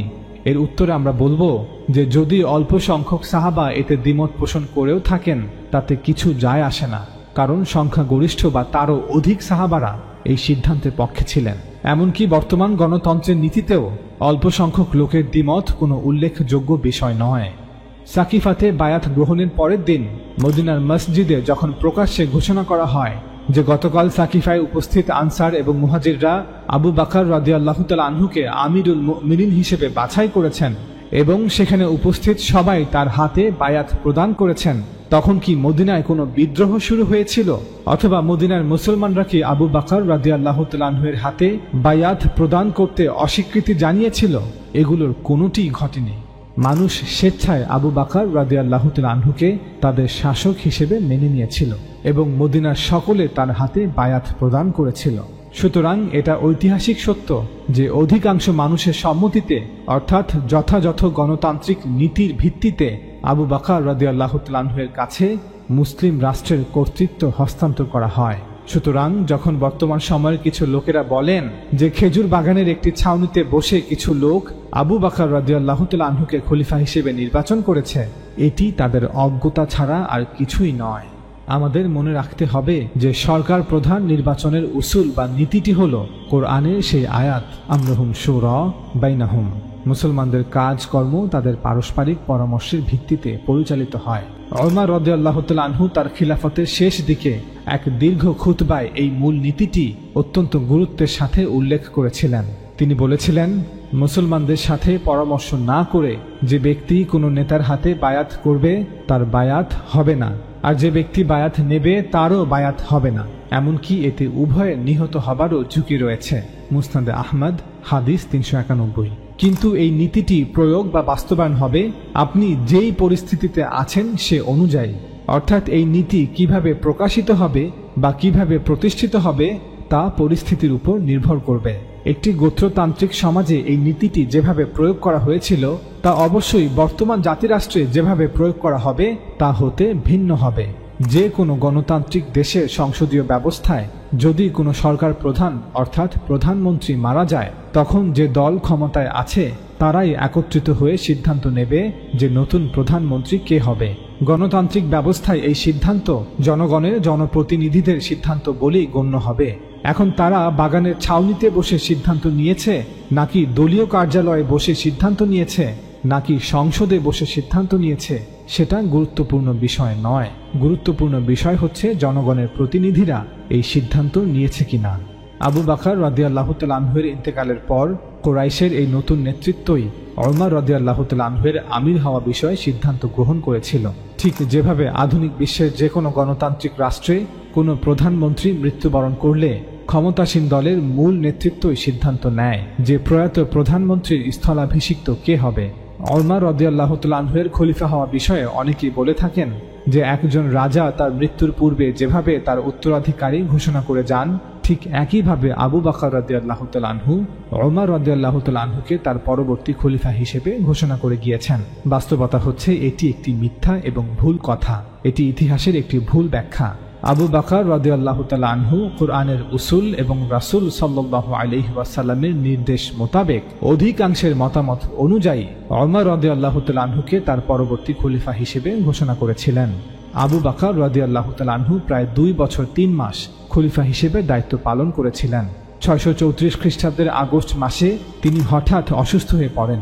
সে সময় তিনি প্রচণ্ড জ্বর অনুভব করছিলেন এবং ভীষণ দুর্বল হয়ে পড়েছিলেন, এমনকি বিছানা থেকেও আর উঠে দাঁড়াতে পারেননি। তিনি বুঝতে পেরেছিলেন যে এই জগতে তিনি আর মাত্র কয়েক দিনের মুসাফির। তাই তিনি মদিনায় উপস্থিত সকল মুহাজির ও আনসারদের প্রথম শ্রেণীর নেতাদের তার কামরায় ডেকে আনলেন। তিনি তাদের উদ্দেশ্যে বললেন, আমি মনে করি সবচেয়ে ভালো হয় যদি আমি তোমাদের জন্য কাউকে আমির হিসেবে বেছে নিই, যাতে তোমরা আমার পরবর্তীতে নিজেদের মধ্যে কোনো বিবাদে লিপ্ত না হও। তাই তোমরা বলো আমার কাকে নির্বাচন করা উচিত। উপস্থিত সকলে বললেন, হে আল্লাহর রাসূলের খলিফা, আপনার সিদ্ধান্তের উপর আমাদের আস্থা আছে, আমরা আপনার নেওয়া সিদ্ধান্তের উপর সন্তুষ্ট থাকব, আপনি সিদ্ধান্ত নিন। তিনি বললেন, তাহলে আমাকে ভাবতে দাও যে কে আল্লাহর দ্বীনের জন্য সর্বোত্তম। পরবর্তী কয়েক দিন তিনি বিভিন্ন জ্যেষ্ঠ সাহাবাদেরকে ভিন্ন ভিন্ন সময়ে তার কামরায় আমন্ত্রণ জানান। তিনি তাদের প্রত্যেককে ওমর রাদিয়াল্লাহু তাআলা আনহু সম্পর্কে জিজ্ঞাসা করেন, অর্থাৎ ওমরকে খলিফা করলে কেমন হয়। আব্দুর রহমান ইবনে আউফ রাদিয়াল্লাহু তাআলা আনহুকে যখন ডাকা হয় এবং জিজ্ঞাসা করা হয় যে ওমরকে খলিফা করার বিষয়ে তার কি মত, তিনি বলেন, আমি মনে করি যে আপনি তাকে যা ভাবছেন ওমর তার চেয়ে আরো ভালো। অর্থাৎ আব্দুর রহমান ইবনে আউফ রাদিয়াল্লাহু তাআলা আনহু খলিফা হিসেবে ওমর রাদিয়াল্লাহু তাআলা আনহুকে সবচেয়ে যোগ্য ব্যক্তি বলে মনে করেন। উসমান রাদিয়াল্লাহু তাআলা আনহুকে যখন ডাকা হয় এবং জিজ্ঞাসা করা হয় যে ওমরকে খলিফা করার বিষয়ে তার কি মত, তিনি বলেন, আমাদের মধ্যে তার মতো আর কেউ নেই। উসাইদ বিন হুদায়র আল আউসি রাদিয়াল্লাহু তাআলা আনহু, যিনি মদিনার আউস গোত্রের একজন জ্যেষ্ঠ নেতা ছিলেন এবং আনসারদের একজন অন্যতম প্রধান নেতা ছিলেন, তাকে যখন ডাকা হয় এবং জিজ্ঞাসা করা হয় যে ওমরকে খলিফা করার বিষয়ে তার কি মত, তিনি বলেন, আপনার পরে খলিফা হিসেবে আমরা তার চেয়ে উত্তম কাউকে আর পাবো না। আবু বকর রাদিয়াল্লাহু তাআলা আনহু এভাবে এক এক করে সকল মুহাজির ও আনসার নেতাদের তার কামরায় আমন্ত্রণ জানিয়ে ওমর রাদিয়াল্লাহু তাআলা আনহু সম্পর্কে জানতে চান। ইতিহাসের কিতাবগুলো হতে জানা যায় যে মুহাজির এবং আনসার সকলে সর্বসম্মতিক্রমে ওমর রাদিয়াল্লাহু তাআলা আনহু সম্পর্কে একমত ছিলেন। শুধুমাত্র তালহা রাদিয়াল্লাহু তাআলা আনহু এবং হয়তো আরও কিছু ব্যক্তি ওমর রাদিয়াল্লাহু তাআলা আনহু সম্পর্কে আপত্তি জানান।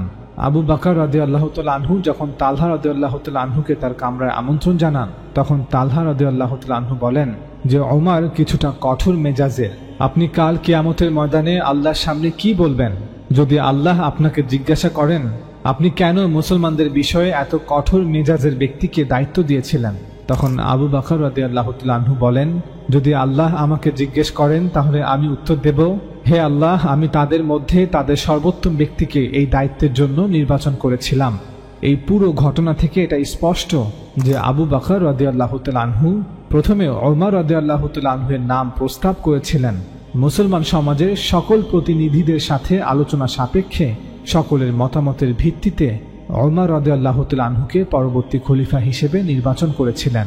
খলিফা কে হবেন এই বিষয়ে সিদ্ধান্ত নেয়ার পর আবু বকর রাদিয়াল্লাহু তাআলা আনহু ওমর রাদিয়াল্লাহু তাআলা আনহুকে তার কামরায় ডেকে পাঠান এবং তাকে তিনি নিজে এই সিদ্ধান্তের বিষয়ে জানান। ওমর রাদিয়াল্লাহু তাআলা আনহু প্রথমে রাজি না হলেও আবু বকর রাদিয়াল্লাহু তাআলা আনহুর বারবার জোর দাবির কারণে তিনি সম্মতি দেন। এরপর আবু বকর রাদিয়াল্লাহু তাআলা আনহু একটি ওসিয়াত বা দলিল লিখার নির্দেশ দেন এবং বলেন, এই ওসিয়াত যেন আগামীকাল মসজিদে সকলের সামনে পড়ে শোনানো হয়। তিনি ওসমান রাদিয়াল্লাহু তাআলা আনহুকে সমন্বয়কারী হিসেবে নিয়োগ দিয়েছিলেন। যে তিনি ওসিয়াত আগামীকাল মসজিদের সকলের সামনে পড়ে শোনাবেন, অতঃপর নিশ্চিত করবেন যে ওমর রাদিয়াল্লাহু তাআলা আনহুর হাতে বায়াত গ্রহণ এবং ক্ষমতার হস্তান্তর সঠিকভাবে সম্পন্ন হয়েছে। এভাবেই আবু বকর রাদিয়াল্লাহু তাআলা আনহু জীবিত থাকাকালীন সকল সাহাবা ওমর রাদিয়াল্লাহু তাআলা আনহুর হাতে বায়াত প্রদান করে এবং তার আনুগত্যের শপথ করে। এখন কেউ যদি মনে করেন যে আবু বকর রাদিয়াল্লাহু তাআলা আনহু তার সিদ্ধান্তটি সকল সাহাবা ও মুসলমানদের উপর চাপিয়ে দিয়েছেন, তবে তার এই মনে করাকে আমরা পেছনে ফেলে সামনে এগিয়ে যাওয়া শ্রেয় মনে করছি। আবু বকর রাদিয়াল্লাহু তাআলা আনহু এবং ওমর রাদিয়াল্লাহু তাআলা আনহু নিঃসন্দেহে তৎকালীন নেতৃত্বের পরামর্শের ভিত্তিতে খলিফা হিসেবে নিয়োগ পেয়েছিলেন এবং মুসলমান সমাজের এই নতুন নেতৃত্বের সকলে মুসলমানদের বৈধ প্রতিনিধি ছিলেন। তৎকালীন মুসলমানদের সকলে এই নেতৃত্বকে উক্ত ক্ষমতা প্রদান করেছিলেন যে মুসলমানদের বিষয়ে কোনো সিদ্ধান্ত নিতে হলে তারাই নিবেন, তাদের সিদ্ধান্তই সকল মুসলমানদের সিদ্ধান্ত বলে মনে করা হবে। আমরা পূর্বে বলেছি যে খোলাফায়ে রাশিদিনদের জামানায় গণতান্ত্রিক নীতিরই বাস্তবায়ন হয়েছে, তবে একটি গোত্রতান্ত্রিক সমাজে যেভাবে হওয়া উচিত ঠিক সেভাবেই হয়েছে। এখানে আপনি ভোটাধিকার, ভোট গ্রহণ, ব্যালট বাক্স, নির্বাচন কমিশন এগুলো কিছুই খুঁজে পাবেন না। বর্তমান সংসদীয় ব্যবস্থায় যেভাবে জনগণের প্রতিনিধিরাই চূড়ান্ত কর্তৃপক্ষ হিসেবে সিদ্ধান্ত গ্রহণ করে থাকে, তৎকালীন সময়ে মদিনার এই মুসলিম রাষ্ট্রের নতুন নেতৃত্ব ঠিক একইভাবে মুসলমানদের প্রতিনিধি হিসেবে সকল সিদ্ধান্ত গ্রহণ করতেন। একটি গোত্রতান্ত্রিক সমাজে প্রতিষ্ঠিত রাষ্ট্রে সরকার প্রধান নির্বাচনের জন্য এটিই ছিল সর্বোত্তম উপায়। ওমর রাদিয়াল্লাহু তাআলা আনহু খলিফা হিসেবে নির্বাচিত হওয়ার পর তিনি প্রায় 10 বছর 73 দিন বা কিছু কম বেশি মুসলমানদের আমির হিসেবে দায়িত্ব পালন করেছেন। তার শাসনামলে মুসলমানরা রোম ও পারস্যকে বিজয় করেছে। 644 খ্রিস্টাব্দের 3রা নভেম্বর পারস্যের একজন গোলাম আবু লুলু আল মাজুসি ফেরোজ ওমর রাদিয়াল্লাহু তাআলা আনহুকে মসজিদে ফজরের নামাজরত অবস্থায় ছুরিকাঘাত করে। আবু লুলু আল মাজুসি ফেরোজ ছিল একজন যুদ্ধবন্দী। পারস্যের কোনো এক যুদ্ধে সে মুসলমানদের হাতে বন্দী হয়। পারস্যের ধর্ম জরোআস্ট্রিয়ানিজম ত্যাগ করে ইসলাম ধর্ম গ্রহণ করায় মুগিরা ইবনে শুবা রাদিয়াল্লাহু তাআলা আনহু তাকে ইরাক থেকে খিলাফতের রাজধানী মদিনায় নিয়ে আসেন। যদিও ওমর রাদিয়াল্লাহু তাআলা আনহু মদিনার মুসলমানদের নিরাপত্তার স্বার্থে আইন করে নিষেধ করেছিলেন যে মুসলমানরা যে সকল অঞ্চল বিজয় করেছে সেখানকার কোনো নারী বা পুরুষ মদিনায় বসবাস করতে পারবে না, যদিও সে ইসলাম ধর্ম গ্রহণ করে, কারণ সে হয়তো সত্যিকার অর্থে ইসলাম ধর্ম গ্রহণ করেনি, কোনো ক্ষতি সাধনের উদ্দেশ্যে মদিনায় বসবাস করতে চায় এবং প্রতিশোধের ক্ষোভে সে ভয়ঙ্কর কিছু করতেও পারে। তবে ওমর রাদিয়াল্লাহু তাআলা আনহুর ব্যক্তিগত অনুমতি সাপেক্ষে পরবর্তীতে কিছু অনারব নও-মুসলিমদের মদিনায় প্রবেশের অনুমতি দেয়া হয়, যারা বিশেষ বিশেষ কাজে পারদর্শী ছিল। আবু লুলু আল মাজুসি ফেরোজ সেই সুযোগে মদিনায় প্রবেশ করে। ইতিহাসের কিতাবে বলা হয়েছে সে একাধারে কামার ও কাঠ মিস্ত্রি ছিল, তাছাড়া সে বুনন কাজও করতে পারত। তখন ওমর রাদিয়াল্লাহু তাআলা আনহু ফজরের নামাজের ইমামতি করছিলেন। আবু লুলু নামাজের প্রথম কাতারে দাঁড়িয়েছিল যাতে ওমর রাদিয়াল্লাহু তাআলা আনহুকে সহজেই আঘাত করা যায়। সে তার সঙ্গে একটি দুমুখী খঞ্জর লুকিয়ে রেখেছিল। অতঃপর নামাজরত অবস্থায় সে ওমর রাদিয়াল্লাহু তাআলা আনহুকে 3টি আঘাত করেছিল। কেউ কেউ বলেন 6টি আঘাত করেছিল। তন্মধ্যে একটি ছিল নাভির নিচে, ফলে তার পেটে একটি বড় গভীর ক্ষতের সৃষ্টি হয় এবং পাকস্থলী কেটে যায়। তিনি সঙ্গে সঙ্গে দণ্ডায়মান অবস্থা থেকে নিচে ঢলে পড়লেন। সেই কাফিরটি তার খঞ্জর সহ পলায়নের চেষ্টা করলে লোকেরা তাকে পাকড়াও করার চেষ্টা করে। সে যাকেই সামনে পেল তাকেই ছুরি দিয়ে আঘাত করল। রাওয়ায়াতে বলা হয়েছে যে সে এভাবে 13 জনকে আঘাত করল। পরবর্তীতে তন্মধ্যে 6 জন মারা গিয়েছিল। বলা হয়ে থাকে এত মৃত্যুর মূল কারণ ছিল খঞ্জরটি বিষ মিশ্রিত ছিল। পলায়নের সময় মসজিদ প্রাঙ্গণে সাহাবা এবং তাবেঈরা তাকে ঘিরে ধরে। একজন তার মুখের উপর একটি বড় আলখাল্লা নিক্ষেপ করে এবং বাকিরা তখন তার উপর ঝাঁপিয়ে পড়ে। তখন সে তার খঞ্জরটি দিয়ে নিজের বুকে নিজেই ছুরিকাঘাত করল। হৃৎপিণ্ডে ক্ষতের কারণে সে ঘটনাস্থলে নিহত হয়। ছুরিকাঘাতে আহত হওয়ার পর ওমর রাদিয়াল্লাহু তাআলা আনহু আরো 3 দিন বেঁচে ছিলেন। তিনি সর্বপ্রথম পরবর্তী খলিফা কে হবেন তা নির্ধারণ করার জন্য সাহাবাদের তাগিদ দিলেন। অনেকে বলে থাকেন যে ওমর রাদিয়াল্লাহু তাআলা আনহু নাকি সে সময়ে 6 জনের শুরা গঠন করে দিয়েছিলেন। সত্য হচ্ছে তিনি কোনো শুরা গঠন করেননি। তিনি বলেছিলেন এখন মদিনায় মুহাজির এবং কুরাইশ গোত্রের মাত্র 6 জন ব্যক্তি এমন আছে যারা খিলাফতের দায়িত্ব পালন করতে সক্ষম, অর্থাৎ মুহাজির এবং কুরাইশ গোত্রের মধ্যে হতে এই 6 জন এমন ব্যক্তি ছিলেন যাদের নেতৃত্ব মুসলমানরা মেনে নিবে। যারা সকল মুসলমানদের কাছে গ্রহণযোগ্য। মূলত তারা ছিলেন 6 জন প্রার্থী, খলিফা পদের জন্য যোগ্য 6 জন প্রার্থী। খেলাফত নিয়ে যদি কোনো মতবিরোধ হয়ে থাকে তবে তা এই 6 জনের মধ্যেই হবে, কারণ কুরাইশ গোত্রের মধ্যে এমন আর কেউ নেই যারা সকল মুসলমানদের নিকট এই 6 জনের মতো গ্রহণযোগ্য। এই 6 জন ছিলেন আব্দুর রহমান ইবনে আউফ রাদিয়াল্লাহু তাআলা আনহু, ওসমান ইবনে আফফান রাদিয়াল্লাহু তাআলা আনহু, আলী ইবনে আবি তালিব রাদিয়াল্লাহু তাআলা আনহু, সাদ ইবনে আবি ওয়াক্কাস রাদিয়াল্লাহু তাআলা আনহু, তালহা ইবনে উবাইদিল্লাহ রাদিয়াল্লাহু তাআলা আনহু, জুবাইর ইবনুল আওয়াম রাদিয়াল্লাহু তাআলা আনহু। ওমর রাদিয়াল্লাহু তাআলা আনহু এই 6 জনের সমন্বয়ে একটি সূরা গঠন করেননি। তিনি বলেছেন, তোমরা এই 6 জন বসে সিদ্ধান্ত নাও যে তোমাদের মধ্যে কে খলিফা হবে। তারাই ছিলেন সকল মুসলমানদের প্রতিনিধি। তোমরা যার বিষয়ে সিদ্ধান্ত নিবে সকল মুসলমান তাকেই খলিফা হিসেবে মেনে নিবে। উদাহরণস্বরূপ, ধরুন যদি বাংলাদেশের সকল রাজনৈতিক দলগুলো একত্রে মিলে একটি জাতীয় সরকার গঠন করতে চায় এবং সকল রাজনৈতিক দলগুলোর পরামর্শ সাপেক্ষে এই নতুন জাতীয় সরকারের প্রধান হিসেবে জনাব এক্সকে নির্বাচন করা হয়, তবে ধরে নেওয়া হবে যে বাংলাদেশের সকল মানুষ এই সিদ্ধান্তের প্রতি সম্মতি প্রদান করেছে, কারণ বাংলাদেশের এই রাজনৈতিক দলগুলোই বাংলাদেশের সকল মানুষের প্রতিনিধিত্ব করে। আর জাতীয় সরকারের প্রধান কে হবে এই বিষয়ে বাংলাদেশে যদি কোনো মতবিরোধ হয়ে থাকে তবে তা এই রাজনৈতিক দলগুলোর মধ্যেই হবে। আরেকটি উদাহরণ হচ্ছে, যদি এই রাজনৈতিক দলগুলোর প্রধান নেতৃবৃন্দ একত্রে বসে সিদ্ধান্ত নেয় যে আমরা বাংলাদেশে পার্লামেন্টারি সিস্টেম বাতিল ঘোষণা করে প্রেসিডেন্সিয়াল সিস্টেম চালু করতে চাই, তবে ধরে নেওয়া হবে যে বাংলাদেশের সকল মানুষ এই সিদ্ধান্তের প্রতি সম্মতি প্রদান করেছে, কারণ বাংলাদেশের এই রাজনৈতিক দলগুলোই বাংলাদেশের সকল মানুষের প্রতিনিধিত্ব করে। আর পার্লামেন্টারি সিস্টেম নিয়ে যদি বাংলাদেশে কোনো মতবিরোধ হয়ে থাকে তবে তা এই রাজনৈতিক দলগুলোর মধ্যেই হবে। আরেকটি উদাহরণ হচ্ছে, 2024 সালের আগস্টে স্বৈরাচার আওয়ামী সরকারের পতনের পর যখন বৈষম্য বিরোধী ছাত্র আন্দোলনের কেন্দ্রীয় সমন্বয়করা ডক্টর মোহাম্মদ ইউনূসকে সরকার প্রধান হিসেবে নির্বাচন করেছিল, তখন ধরে নেওয়া হয়েছিল যে সর্বস্তরের জনগণ এবং সকল রাজনৈতিক দলগুলো এই সিদ্ধান্তে সম্মতি প্রদান করেছে, কারণ বাংলাদেশের সকল জনগণ এবং রাজনৈতিক দলগুলো এই বৈষম্য বিরোধী ছাত্র আন্দোলনের কেন্দ্রীয় সমন্বয়কদের নেতৃত্বেই স্বৈরাচার পতনের আন্দোলন করেছিল। সরকার পতনের পর এখন এই বৈষম্য বিরোধী ছাত্র আন্দোলনের কেন্দ্রীয় সমন্বয়করাই বাংলাদেশের সকল মানুষের প্রতিনিধিত্ব করছে। একইভাবে সে সময় এই 6 জন কুরাইশি এবং মুহাজির সাহাবীরাই সকল মুসলমানদের প্রতিনিধিত্ব করেছিলেন। ওনারা যার ব্যাপারে সিদ্ধান্ত দিবেন ধরে নেওয়া হবে সকল মুসলমান সেই সিদ্ধান্তের প্রতি সম্মতি প্রদান করেছে। এভাবে একটি শান্তিপূর্ণ পন্থায় তৃতীয়বারের মতো ক্ষমতার হস্তান্তর সম্ভব হবে। এই 6 জনের মধ্যে আব্দুর রহমান ইবনে আউফ রাদিয়াল্লাহু তাআলা আনহু ছিলেন সবচেয়ে জ্যেষ্ঠ সাহাবী। তিনি বলেন, সবার আগে আমাদের সংখ্যা কমানো উচিত। আমাদের মধ্যে কেউ খলিফা হিসেবে দায়িত্ব পালনে অনিচ্ছুক থাকলে সে যেন স্বেচ্ছায় এই প্রার্থিতা হতে নিজেকে প্রত্যাহার করে এবং তার পরিবর্তে অন্য একজনকে মনোনীত করে। তখন জুবাইর ইবনুল আওয়াম রাদিয়াল্লাহু তাআলা আনহু আলী ইবনে আবি তালিব রাদিয়াল্লাহু তাআলা আনহুকে মনোনীত করেছিলেন এবং স্বেচ্ছায় নিজেকে প্রার্থিতা হতে প্রত্যাহার করেছিলেন। তালহা ইবনে উবাইদিল্লাহ রাদিয়াল্লাহু তাআলা আনহু ওসমান ইবনে আফফান রাদিয়াল্লাহু তাআলা আনহুকে নির্বাচন করে স্বেচ্ছায় নিজেকে প্রত্যাহার করেন। সাদ ইবনে আবি ওয়াক্কাস রাদিয়াল্লাহু তাআলা আনহু আব্দুর রহমান ইবনে আউফ রাদিয়াল্লাহু তাআলা আনহুকে মনোনীত করে স্বেচ্ছায় নিজেকে প্রত্যাহার করেন। 3 জন প্রার্থী নিজেদের স্বেচ্ছায় প্রত্যাহার করার পর বাকি 3 জন প্রার্থী ছিলেন আলী ইবনে আবি তালিব রাদিয়াল্লাহু তাআলা আনহু, ওসমান ইবনে আফফান রাদিয়াল্লাহু তাআলা আনহু এবং আব্দুর রহমান ইবনে আউফ রাদিয়াল্লাহু তাআলা আনহু।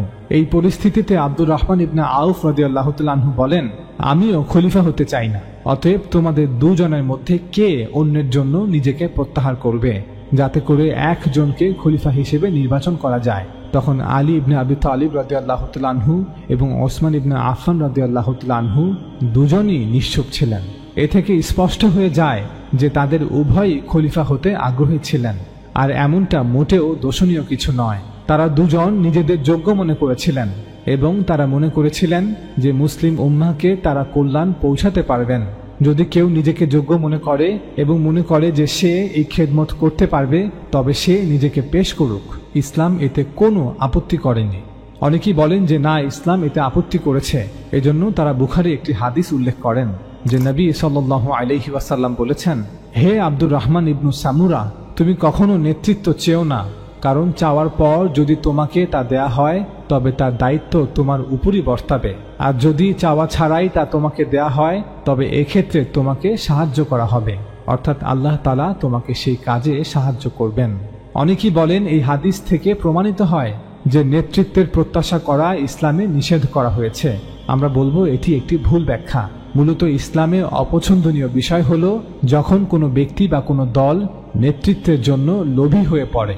আল্লাহ রাসূল সাল্লাল্লাহু আলাইহি ওয়াসাল্লাম ক্ষমতা বা নেতৃত্বের জন্য লোভ করতে নিষেধ করেছেন, কিন্তু কোনো ব্যক্তির নেতৃত্ব দেওয়ার যোগ্যতা থাকলে তাকে নেতৃত্বের প্রত্যাশা করতে নিষেধ করেননি। রাসূল সাল্লাল্লাহু আলাইহি ওয়াসাল্লাম নেতৃত্ব দেওয়ার ইচ্ছা বা আগ্রহকে অনুৎসাহিত করেননি। আলী ইবনে আবি তালিব রাদিয়াল্লাহু তাআলা আনহু এবং ওসমান ইবনে আফফান রাদিয়াল্লাহু তাআলা আনহু উভয়ই যখন নিশ্চুপ থাকলেন, তখন আব্দুর রহমান ইবনে আউফ রাদিয়াল্লাহু তাআলা আনহু বলেন, আমি নিজেকে স্বেচ্ছায় প্রার্থিতা হতে প্রত্যাহার করে নিচ্ছি, যদি তোমরা দুজন আমাকে ফায়সাল হিসেবে মেনে নাও। তোমরা দুজন আমাকে ইখতিয়ার দাও এবং আমাকে বিশ্বাস করো। আমি তোমাদের আল্লাহর কসম দিয়ে প্রতিশ্রুতি দিচ্ছি যে আমি তোমাদের দুজনের মধ্যে সবচেয়ে যোগ্য ব্যক্তিকে বেছে নেওয়ার জন্য আমার সর্বোচ্চ চেষ্টা করব। তখন ওসমান এবং আলী রাদিয়াল্লাহু তাআলা আনহুম উভয়ই তাকে সম্পূর্ণভাবে ইখতিয়ার দেন এবং তাকে ফায়সাল হিসেবে মেনে নেন।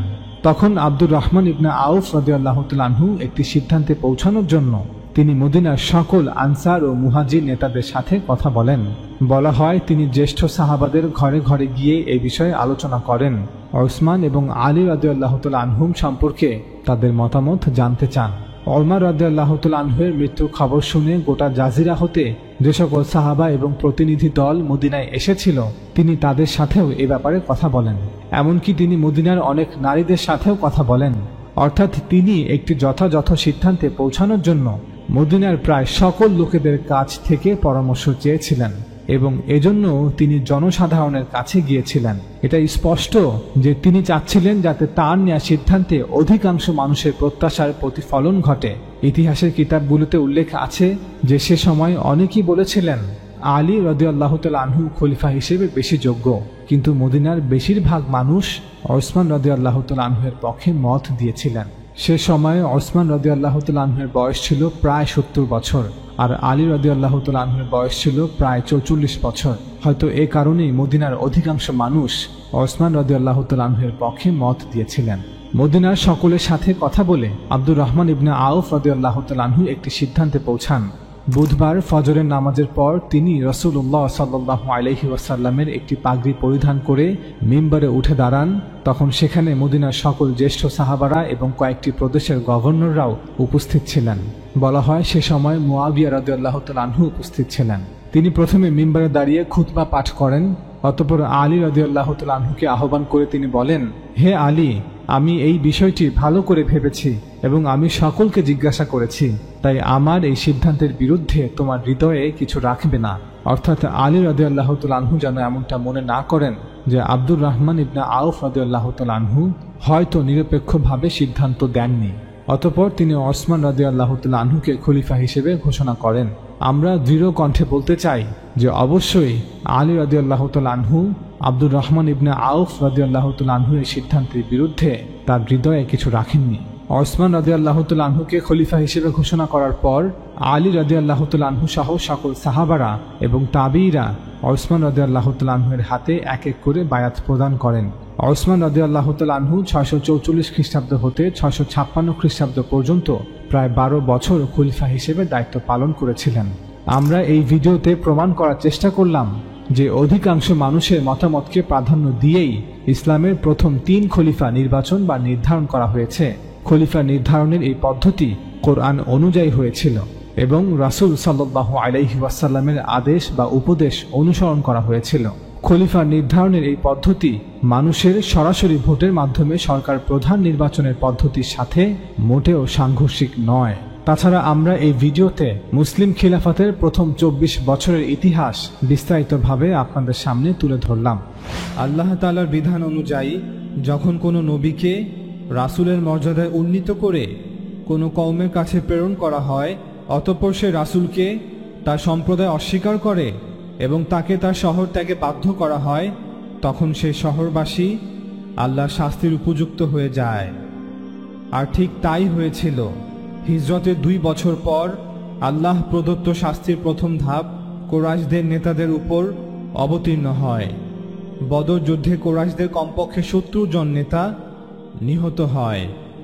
পৃথিবীর সকল যুদ্ধের ইতিহাসের মধ্যে এটাই একমাত্র যুদ্ধ যেখানে সেনাবাহিনীর সকল জেনারেল, সেনাপ্রধানরা নিহত হয়। সূরা আনফালে আল্লাহ তাআলা বলেন, ফালাম তাকতুলুহুম ওয়ালাকিন্নাল্লাহা ক্বাতালাহুম। হে ঈমানদাররা, তোমরা তাদেরকে হত্যা করনি, বরং আল্লাহ তাদেরকে হত্যা করেছে। অর্থাৎ এটা ছিল আল্লাহ প্রদত্ত শাস্তি। বদরের যুদ্ধের প্রায় 6 বছর পর মক্কা নগরী মুসলিমদের নিয়ন্ত্রণে আসে। আর মক্কা বিজয়ের প্রায় 15 মাস পর হজের মৌসুমে আল্লাহ তাআলা সূরা তাওবা অবতীর্ণ করে ঘোষণা করেন, বারাআতুম মিনাল্লাহ ওয়া রাসূলিহি।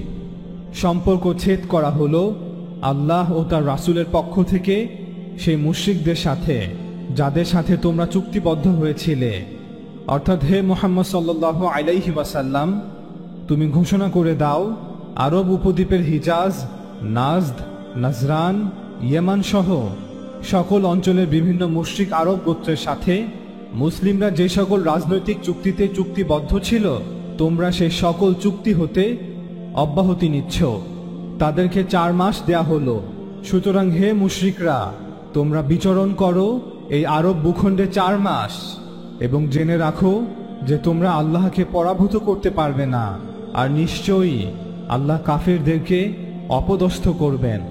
আর মহান হজের দিনে আল্লাহ ও তার রাসূলের পক্ষ থেকে লোকদের প্রতি ঘোষণা করে দেয়া হচ্ছে যে আল্লাহ মুশরিকদের থেকে দায়িত্বমুক্ত এবং তার রাসূলও। অবশ্য যদি তোমরা তওবা করো তবে তা তোমাদের জন্য কল্যাণকর, আর যদি মুখ ফেরাও তবে জেনে রেখো আল্লাহকে তোমরা পরাভূত করতে পারবে না। আর কাফিরদেরকে মর্মান্তিক শাস্তির সুসংবাদ দাও। তবে যে মুশরিকদের সাথে তোমরা চুক্তিবদ্ধ, অর্থাৎ যে সকল মুশরিক গোত্রের সাথে তোমরা নির্দিষ্ট সময়ের জন্য চুক্তিবদ্ধ, অতঃপর যারা এই নির্দিষ্ট চুক্তির ব্যাপারে কোনো ত্রুটি করেনি এবং তোমাদের বিরুদ্ধে কাউকে সাহায্যও করেনি, তবে তাদের সাথে কৃত চুক্তিকে তাদের দেয়া মেয়াদ পর্যন্ত পূর্ণ করো। নিশ্চয়ই আল্লাহ সংযমশীলদের পছন্দ করেন। অতঃপর এই 4 মাস অতিবাহিত হলে নির্দিষ্ট চুক্তির আওতাধীন ব্যতীত অন্যান্য সকল মুশরিক গোত্রের সাথে পূর্ব ঘোষণা অনুযায়ী যুদ্ধের ডাক দাও। মুশরিকদেরকে হত্যা করো যেখানে তাদেরকে পাও, তাদের বন্দী করো এবং তাদের শহরকে অবরোধ করো। আর প্রত্যেক ঘাঁটিতে তাদের সন্ধানে অবস্থান করো। কিন্তু যদি তারা তওবা করে, নামাজ কায়েম করে, যাকাত আদায় করে, তবে তাদের পথ ছেড়ে দাও। নিশ্চয়ই আল্লাহ অতিশয় ক্ষমা পরায়ণ এবং পরম করুণাময়। আর সাধারণ মুশরিকদের কেউ যদি তোমার কাছে আশ্রয় প্রার্থনা করে, তবে তাকে আশ্রয় দিবে যাতে সে আল্লাহর দ্বীন সম্পর্কে জানতে পারে। অতঃপর তাকে তার নিরাপদ স্থানে পৌঁছে দিবে। এ আদেশ এজন্য যে এরা এমন লোক যারা আল্লাহর দ্বীন সম্পর্কে পূর্ণ জ্ঞান রাখে না, যারা সত্যকে জেনে শুনে অস্বীকার করে না, তারা পূর্বে দ্বীন সম্পর্কে ছিল অজ্ঞ। অর্থাৎ আল্লাহ তাআলা সূরা তাওবার প্রথম 6টি আয়াতে ঘোষণা করেছেন যে মুশরিকদেরকে 4 মাস সময় দেয়া হলো, হয় তারা দ্বীনকে গ্রহণ করবে আর না হয় আরব থেকে অন্যত্র চলে যাবে। আর এটাই আল্লাহর শাস্তি। আর মুশরিকদের মধ্য থেকে যাদের সাথে মুসলিমরা একটি নির্দিষ্ট সময়ের জন্য চুক্তিবদ্ধ, তবে সেই সময় শেষ না হওয়া পর্যন্ত তাদেরকে সময় দেয়া হলো। তবে এর পরে তারাও হয় সত্যকে গ্রহণ করবে আর না হয় আরব থেকে অন্যত্র চলে যাবে। আর যারা ইসলাম সম্পর্কে অজ্ঞ, যদি তারা মুসলিমদের সাহায্য চায়, তবে মুসলিমরা তাদেরকে অবশ্যই সাহায্য করবে যাতে তারা আল্লাহর দ্বীন সম্পর্কে জ্ঞাত হয়, কারণ তারা ইচ্ছে করে ইসলামকে প্রত্যাখ্যান করেনি। অতঃপর আরব উপদ্বীপে অবস্থিত ইহুদি এবং খ্রিস্টান গোত্রগুলোর উদ্দেশ্যে আল্লাহ তাআলা ঘোষণা করেন, তোমরা যুদ্ধ করো আহলে কিতাবদের ওই লোকদের সাথে যারা আল্লাহ ও রোজ হাসরে ঈমান রাখে না, আল্লাহ ও তার রাসূল যা হারাম করে দিয়েছেন তা হারাম করে না এবং গ্রহণ করে না সত্য ধর্ম। যতক্ষণ না তারা অধীনতা স্বীকার করে প্রজারূপে জিজিয়া দিতে স্বীকৃত হয়, অর্থাৎ তারা মুসলিম রাজ্যকে স্বীকার করে তার প্রতি, তার বিধানের প্রতি অনুগত থাকার শর্তে জিজিয়া প্রদান করত বসবাস করবে। অর্থাৎ আরবের মুশরিকরা মুসলিম হয়ে যাওয়ায় জাকাত আদায় করবে, আর ইহুদি খ্রিস্টানরা যেহেতু মুশরিক নয়, তারা এক খোদায় বিশ্বাস করে, তাই জিজিয়া আদায় করবে। তবে একটি বিষয় অবশ্যই লক্ষ্য রাখতে হবে, এই আয়াতে মুসলিমদের লাইসেন্স দেয়া হয়নি যে যাও সকল মুশরিকদেরকে হত্যা করো এবং সকল ইহুদি খ্রিস্টানদের হত্যা করো। না, বরং এটি একটি হুমকি ছিল, হয় আমার প্রেরিত রাসূলকে গ্রহণ করো, না হয় শাস্তির জন্য তৈরি হও। তিনি দীর্ঘ 22 বছর তোমাদের মাঝে অবস্থান করে আমার বার্তাকে তোমাদের মাঝে প্রচার করেছেন, মিথ্যা আর কুসংস্কারকে পরিত্যাগ করতে আহ্বান জানিয়েছেন। এখন সময় এসেছে তিনিও পূর্বের রাসূলদের ন্যায় পৃথিবীতে আমার আদালত প্রতিষ্ঠা করবেন। এবং তাই হয়েছিল।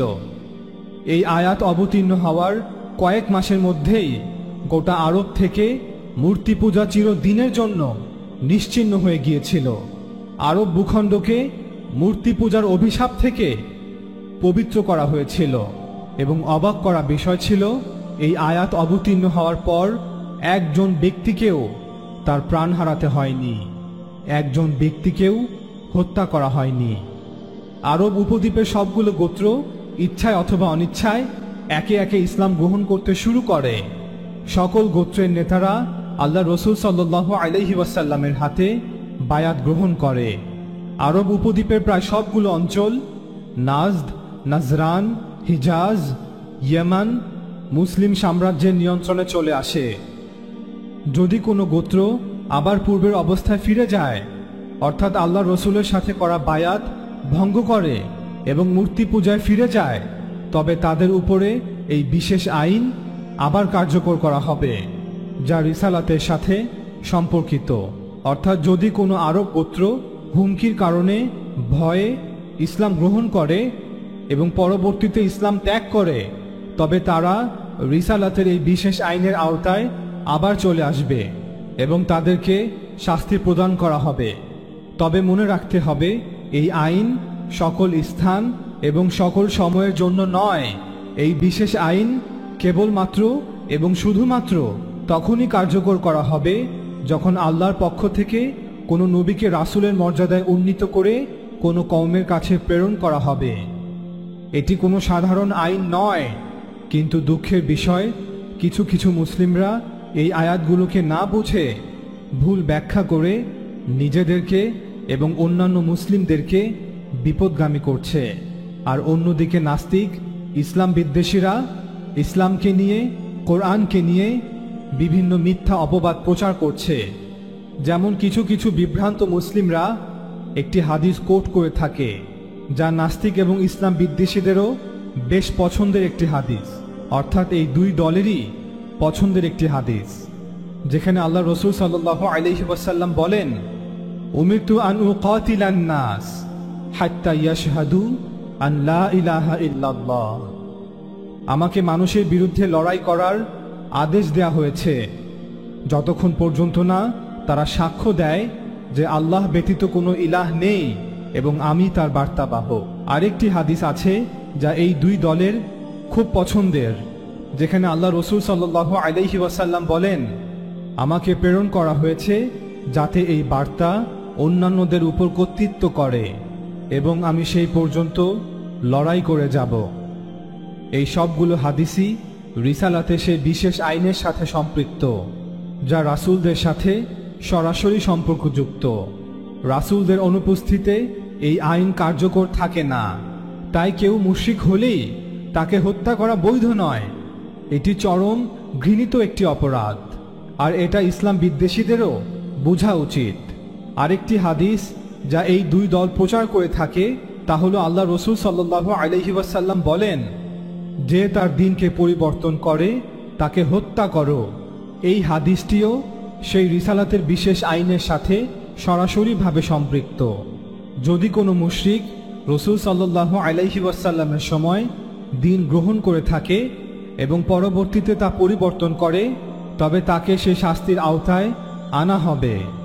রাসূল সাল্লাল্লাহু আলাইহি ওয়াসাল্লামের ইন্তেকালের পরপরই যে সকল মুশরিক গোত্রগুলো আতঙ্কিত হয়ে ভয়ে ইসলাম গ্রহণ করেছিল এবং তাদের প্রতিনিধিরা আল্লাহ রাসূল সাল্লাল্লাহু আলাইহি ওয়াসাল্লামের হাতে বায়াত গ্রহণ করেছিল, তারা সেই বায়াতকে ভঙ্গ করে পূর্বের অবস্থায় ফিরে যায়। বিশেষ করে মধ্য আরব, উত্তর সীমান্ত আরব, ইয়েমানের কিছু কিছু এলাকা, নাজদ, বাহরাইন এবং ইয়ামামার বেশ কিছু গোত্র। তবে হিজাজ অঞ্চল পুরোটাই ইসলামের উপর প্রতিষ্ঠিত ছিল। যে সকল গোত্রগুলো সূরা তাওবার ঘোষণার পর বায়াত গ্রহণ করেছিল তারাই মূলত বিদ্রোহ ঘোষণা করে, অর্থাৎ খেলাফত থেকে নিজেদেরকে পূর্বের ন্যায় স্বাধীন ঘোষণা করে এবং পূর্বের ধর্মে ফিরে যায়। অন্যদিকে নাজদ এবং নাজদানের প্রায় সবগুলো খ্রিস্টান গোত্র বিদ্রোহ ঘোষণা করত, নিজেদেরকে স্বাধীন ঘোষণা করে। এই সকল বিদ্রোহগুলো তিনটি শ্রেণীতে বিভক্ত ছিল। এক, যারা বিদ্রোহ করে মূর্তি পূজায় এবং পূর্বের ধর্মে ফিরে যায়।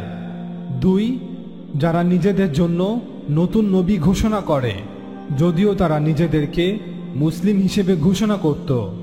তিন, যারা নিজেদেরকে মুসলিম ঘোষণা করেছিল, একজন ইলাহ এবং রাসূল সাল্লাল্লাহু আলাইহি ওয়াসাল্লামের উপর ঈমানের দাবিও করেছিল, নামাজ, রোজা, হজ পালনেরও ওয়াদা করেছিল, তবে তারা জাকাত বা কর প্রদানে অস্বীকৃতি জানিয়েছিল, যা স্পষ্টতই রাজদ্রোহ।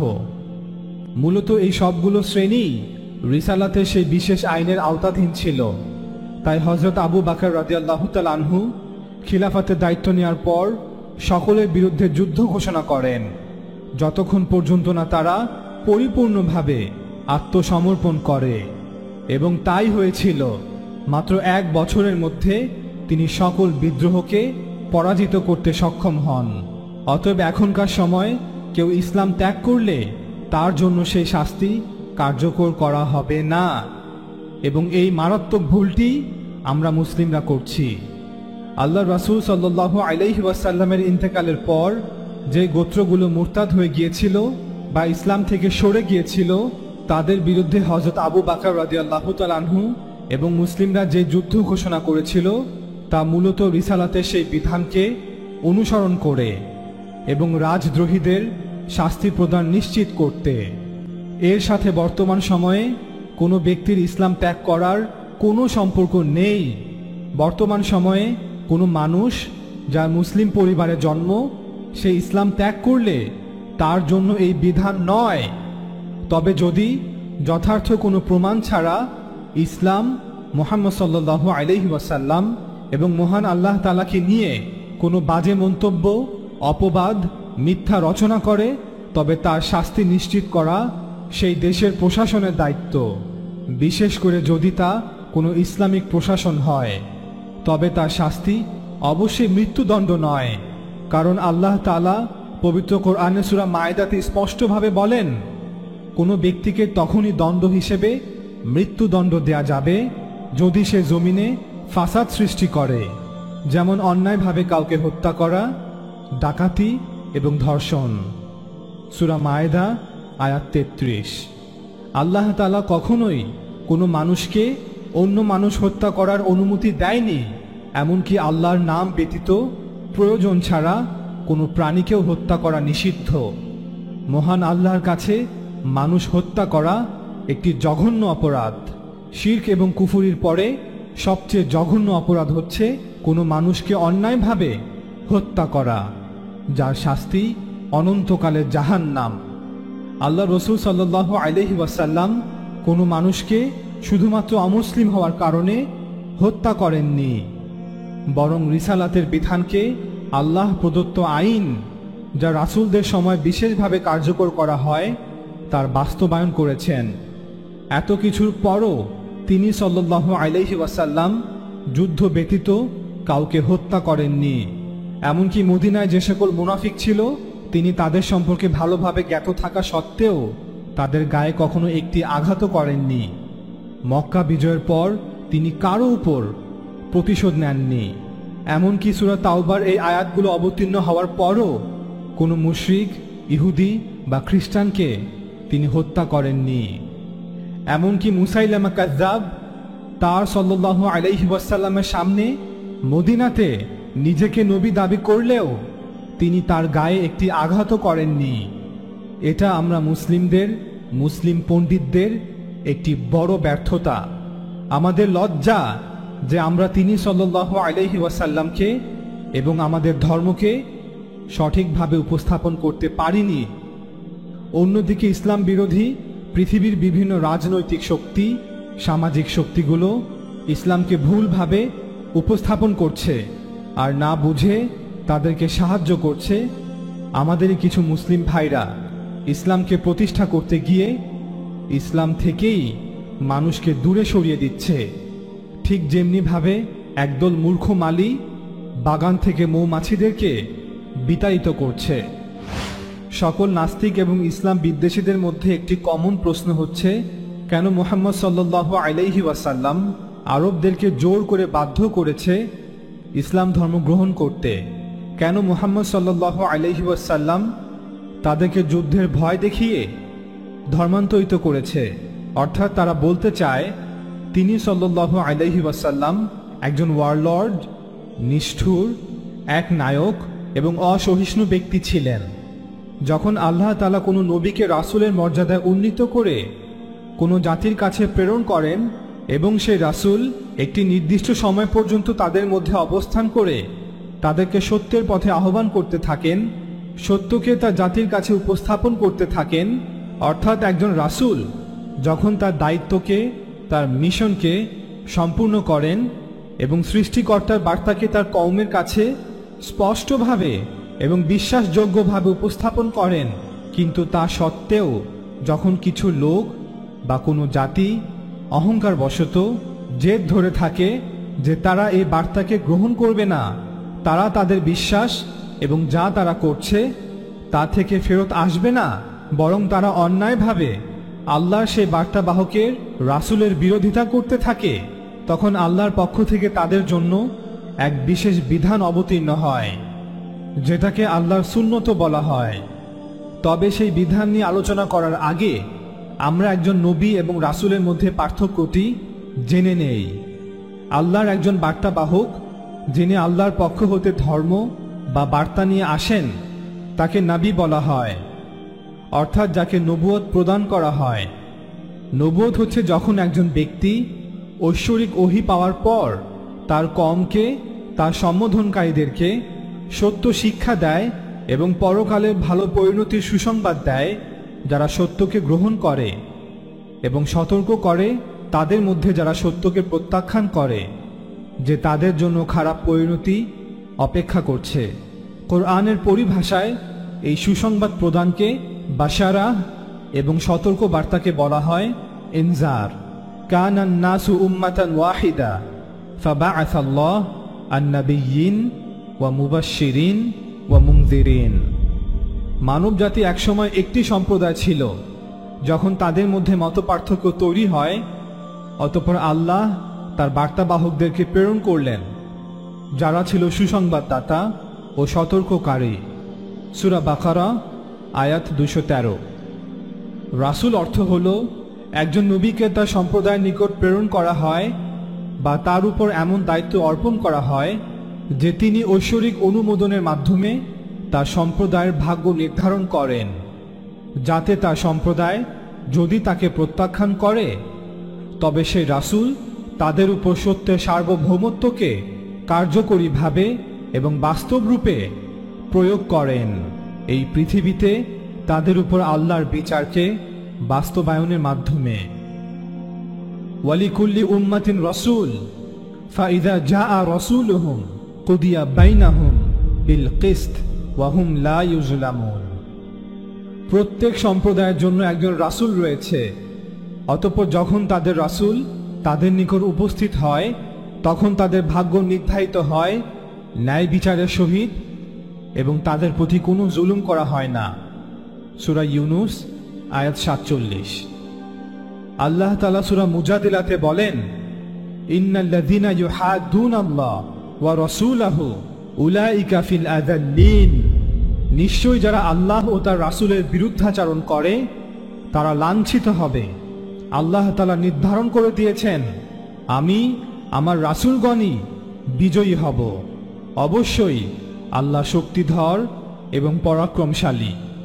রিসালাত এবং রাসূলদের সাথে সম্পর্কিত এই রীতি ব্যবস্থা অনুসারে মুহাম্মদ সাল্লাল্লাহু আলাইহি ওয়াসাল্লামের বেলায়ও তার বিরুদ্ধাচারীদের জন্য একই পরিণতি নির্ধারণ করা হয়।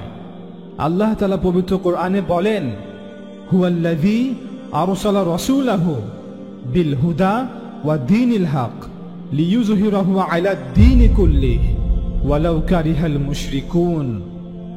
তিনি সেই সত্তা যিনি তার রাসূল মুহাম্মদ সাল্লাল্লাহু আলাইহি ওয়াসাল্লামকে পথনির্দেশ ও সত্য ধর্ম দিয়ে প্রেরণ করেছেন, যাতে তিনি এই ধর্মকে আরব উপদ্বীপের অন্যান্য সকল ধর্মের উপর প্রবল করে দেন, যদিও আরবের এই মুশরিকরা তা অপছন্দ করে।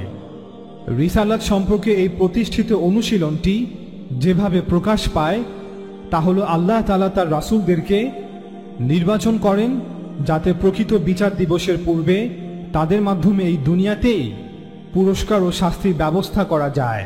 মূলত এটি একটি ছোট পরিসরে বাস্তবায়িত মহড়া, যা পরকালে বিচার দিবসে সংঘটিত হবে।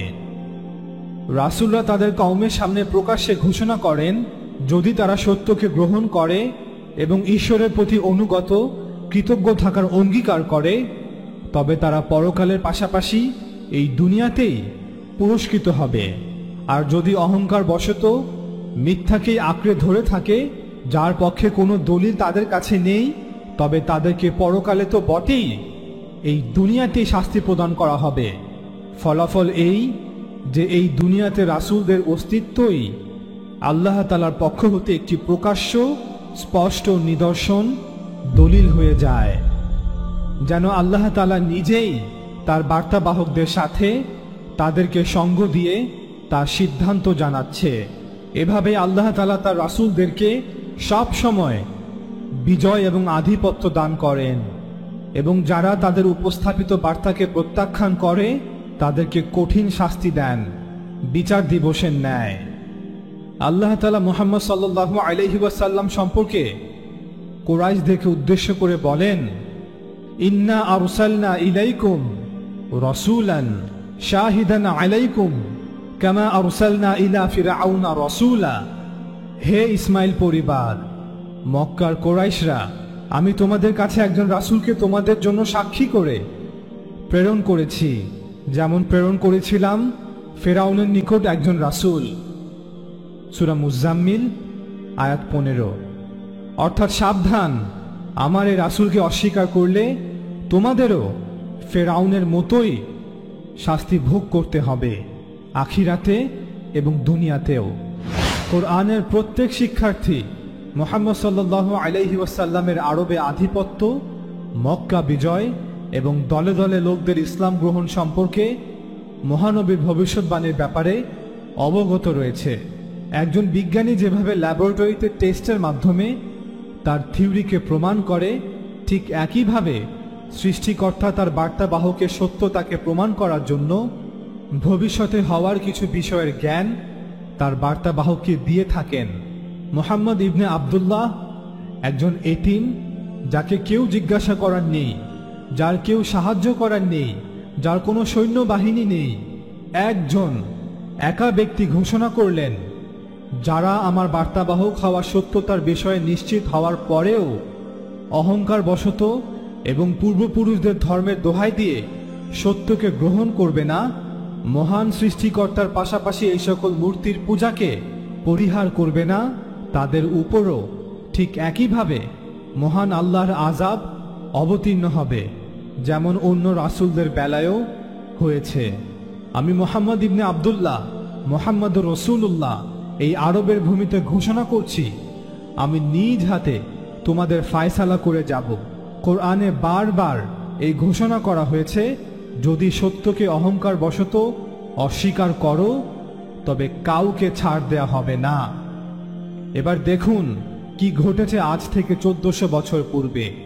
মুহাম্মদ ইবনে আব্দুল্লাহ বলেন, খোদার ঘোষণা আসছে, যা নূহ আলাইহিস সালামের সময়, হুদ আলাইহিস সালামের সময়, সালেহ আলাইহিস সালামের সময়, লূত আলাইহিস সালামের সময়, মূসা আলাইহিস সালামের সময়, ঈসা আলাইহিস সালামের সময় এসেছিল। আমিও তোমাদের শোনাচ্ছি সেই ঘোষণা, তৈরি হয়ে যাও খোদার আযাবে গ্রেপ্তার হওয়ার জন্য। সত্যকে বোঝার পরেও যারা মানবে না তারা তৈরি হয়ে যাও। আল্লাহ রসুল সাল্লাল্লাহু আলাইহি ওয়াসাল্লাম প্রায় 13 বছর মক্কাতে দাওয়াত দিয়েছেন, কিন্তু মাত্র 230 থেকে 235 জন লোক তার দাওয়াতকে গ্রহণ করে। তখন আল্লাহ তাআলা বলেন, যথেষ্ট হয়েছে, তাদের কাছে আমার বার্তা সম্পূর্ণরূপে যথার্থভাবে পৌঁছানো হয়েছে, তারা সত্যকে গ্রহণ করবে না। আপনি এই শহর ছেড়ে দিন, আমি আপনার হাতেই, আপনার অনুসারীদের হাতেই এদেরকে শাস্তি দিব। আমি পৃথিবীতে আবারও আমার আদালত প্রতিষ্ঠা করব, যেমনটা পূর্বেও করেছি। আল্লাহ তাআলা পবিত্র কোরআনে বলেন, আকুফারুকুম খায়রুম মিন উলাইকুম, হে নবী, তোমাদের মধ্যকার কাফেররা কি পূর্বের কাফেরদের চাইতে শ্রেষ্ঠ? না, তাদের মুক্তির সনদপত্র রয়েছে কিতাবসমূহে, তারা খুব শীঘ্রই পরাজিত হবে এবং পৃষ্ঠ প্রদর্শন করবে। সূরা কামার আয়াত 43। আল্লাহ তাআলা পবিত্র কোরআনে আরো বলেন, ইউআযিবুহুমুল্লাহু বিআইদিকুম, আল্লাহ তোমাদের হাতেই তাদের শাস্তি দিবেন, তাদের লাঞ্ছিত করবেন, তাদের বিরুদ্ধে তোমাদের জয়ী করবেন। আল্লাহ তাআলা পবিত্র কোরআনে বলেন, ইযা জাআ নাসরুল্লাহি ওয়াল ফাতহ ওয়া রাআইতান নাস ইয়াদখুলুনা ফি দীনিল্লাহি আফওয়াজা, আল্লাহ আপনাকে সাহায্য করবেন এবং এই আরবের ভূমিতে আপনার বিজয় হবে। আপনি দেখবেন মানুষকে দলে দলে আল্লাহর দ্বীনে প্রবেশ করতে, এবং এরই ধারাবাহিকতায় মুসলিমরা মাত্র 10-12 বছরের মধ্যে রোম আর পারস্যের সাম্রাজ্যে বিজয়ের পতাকা উড়ায়।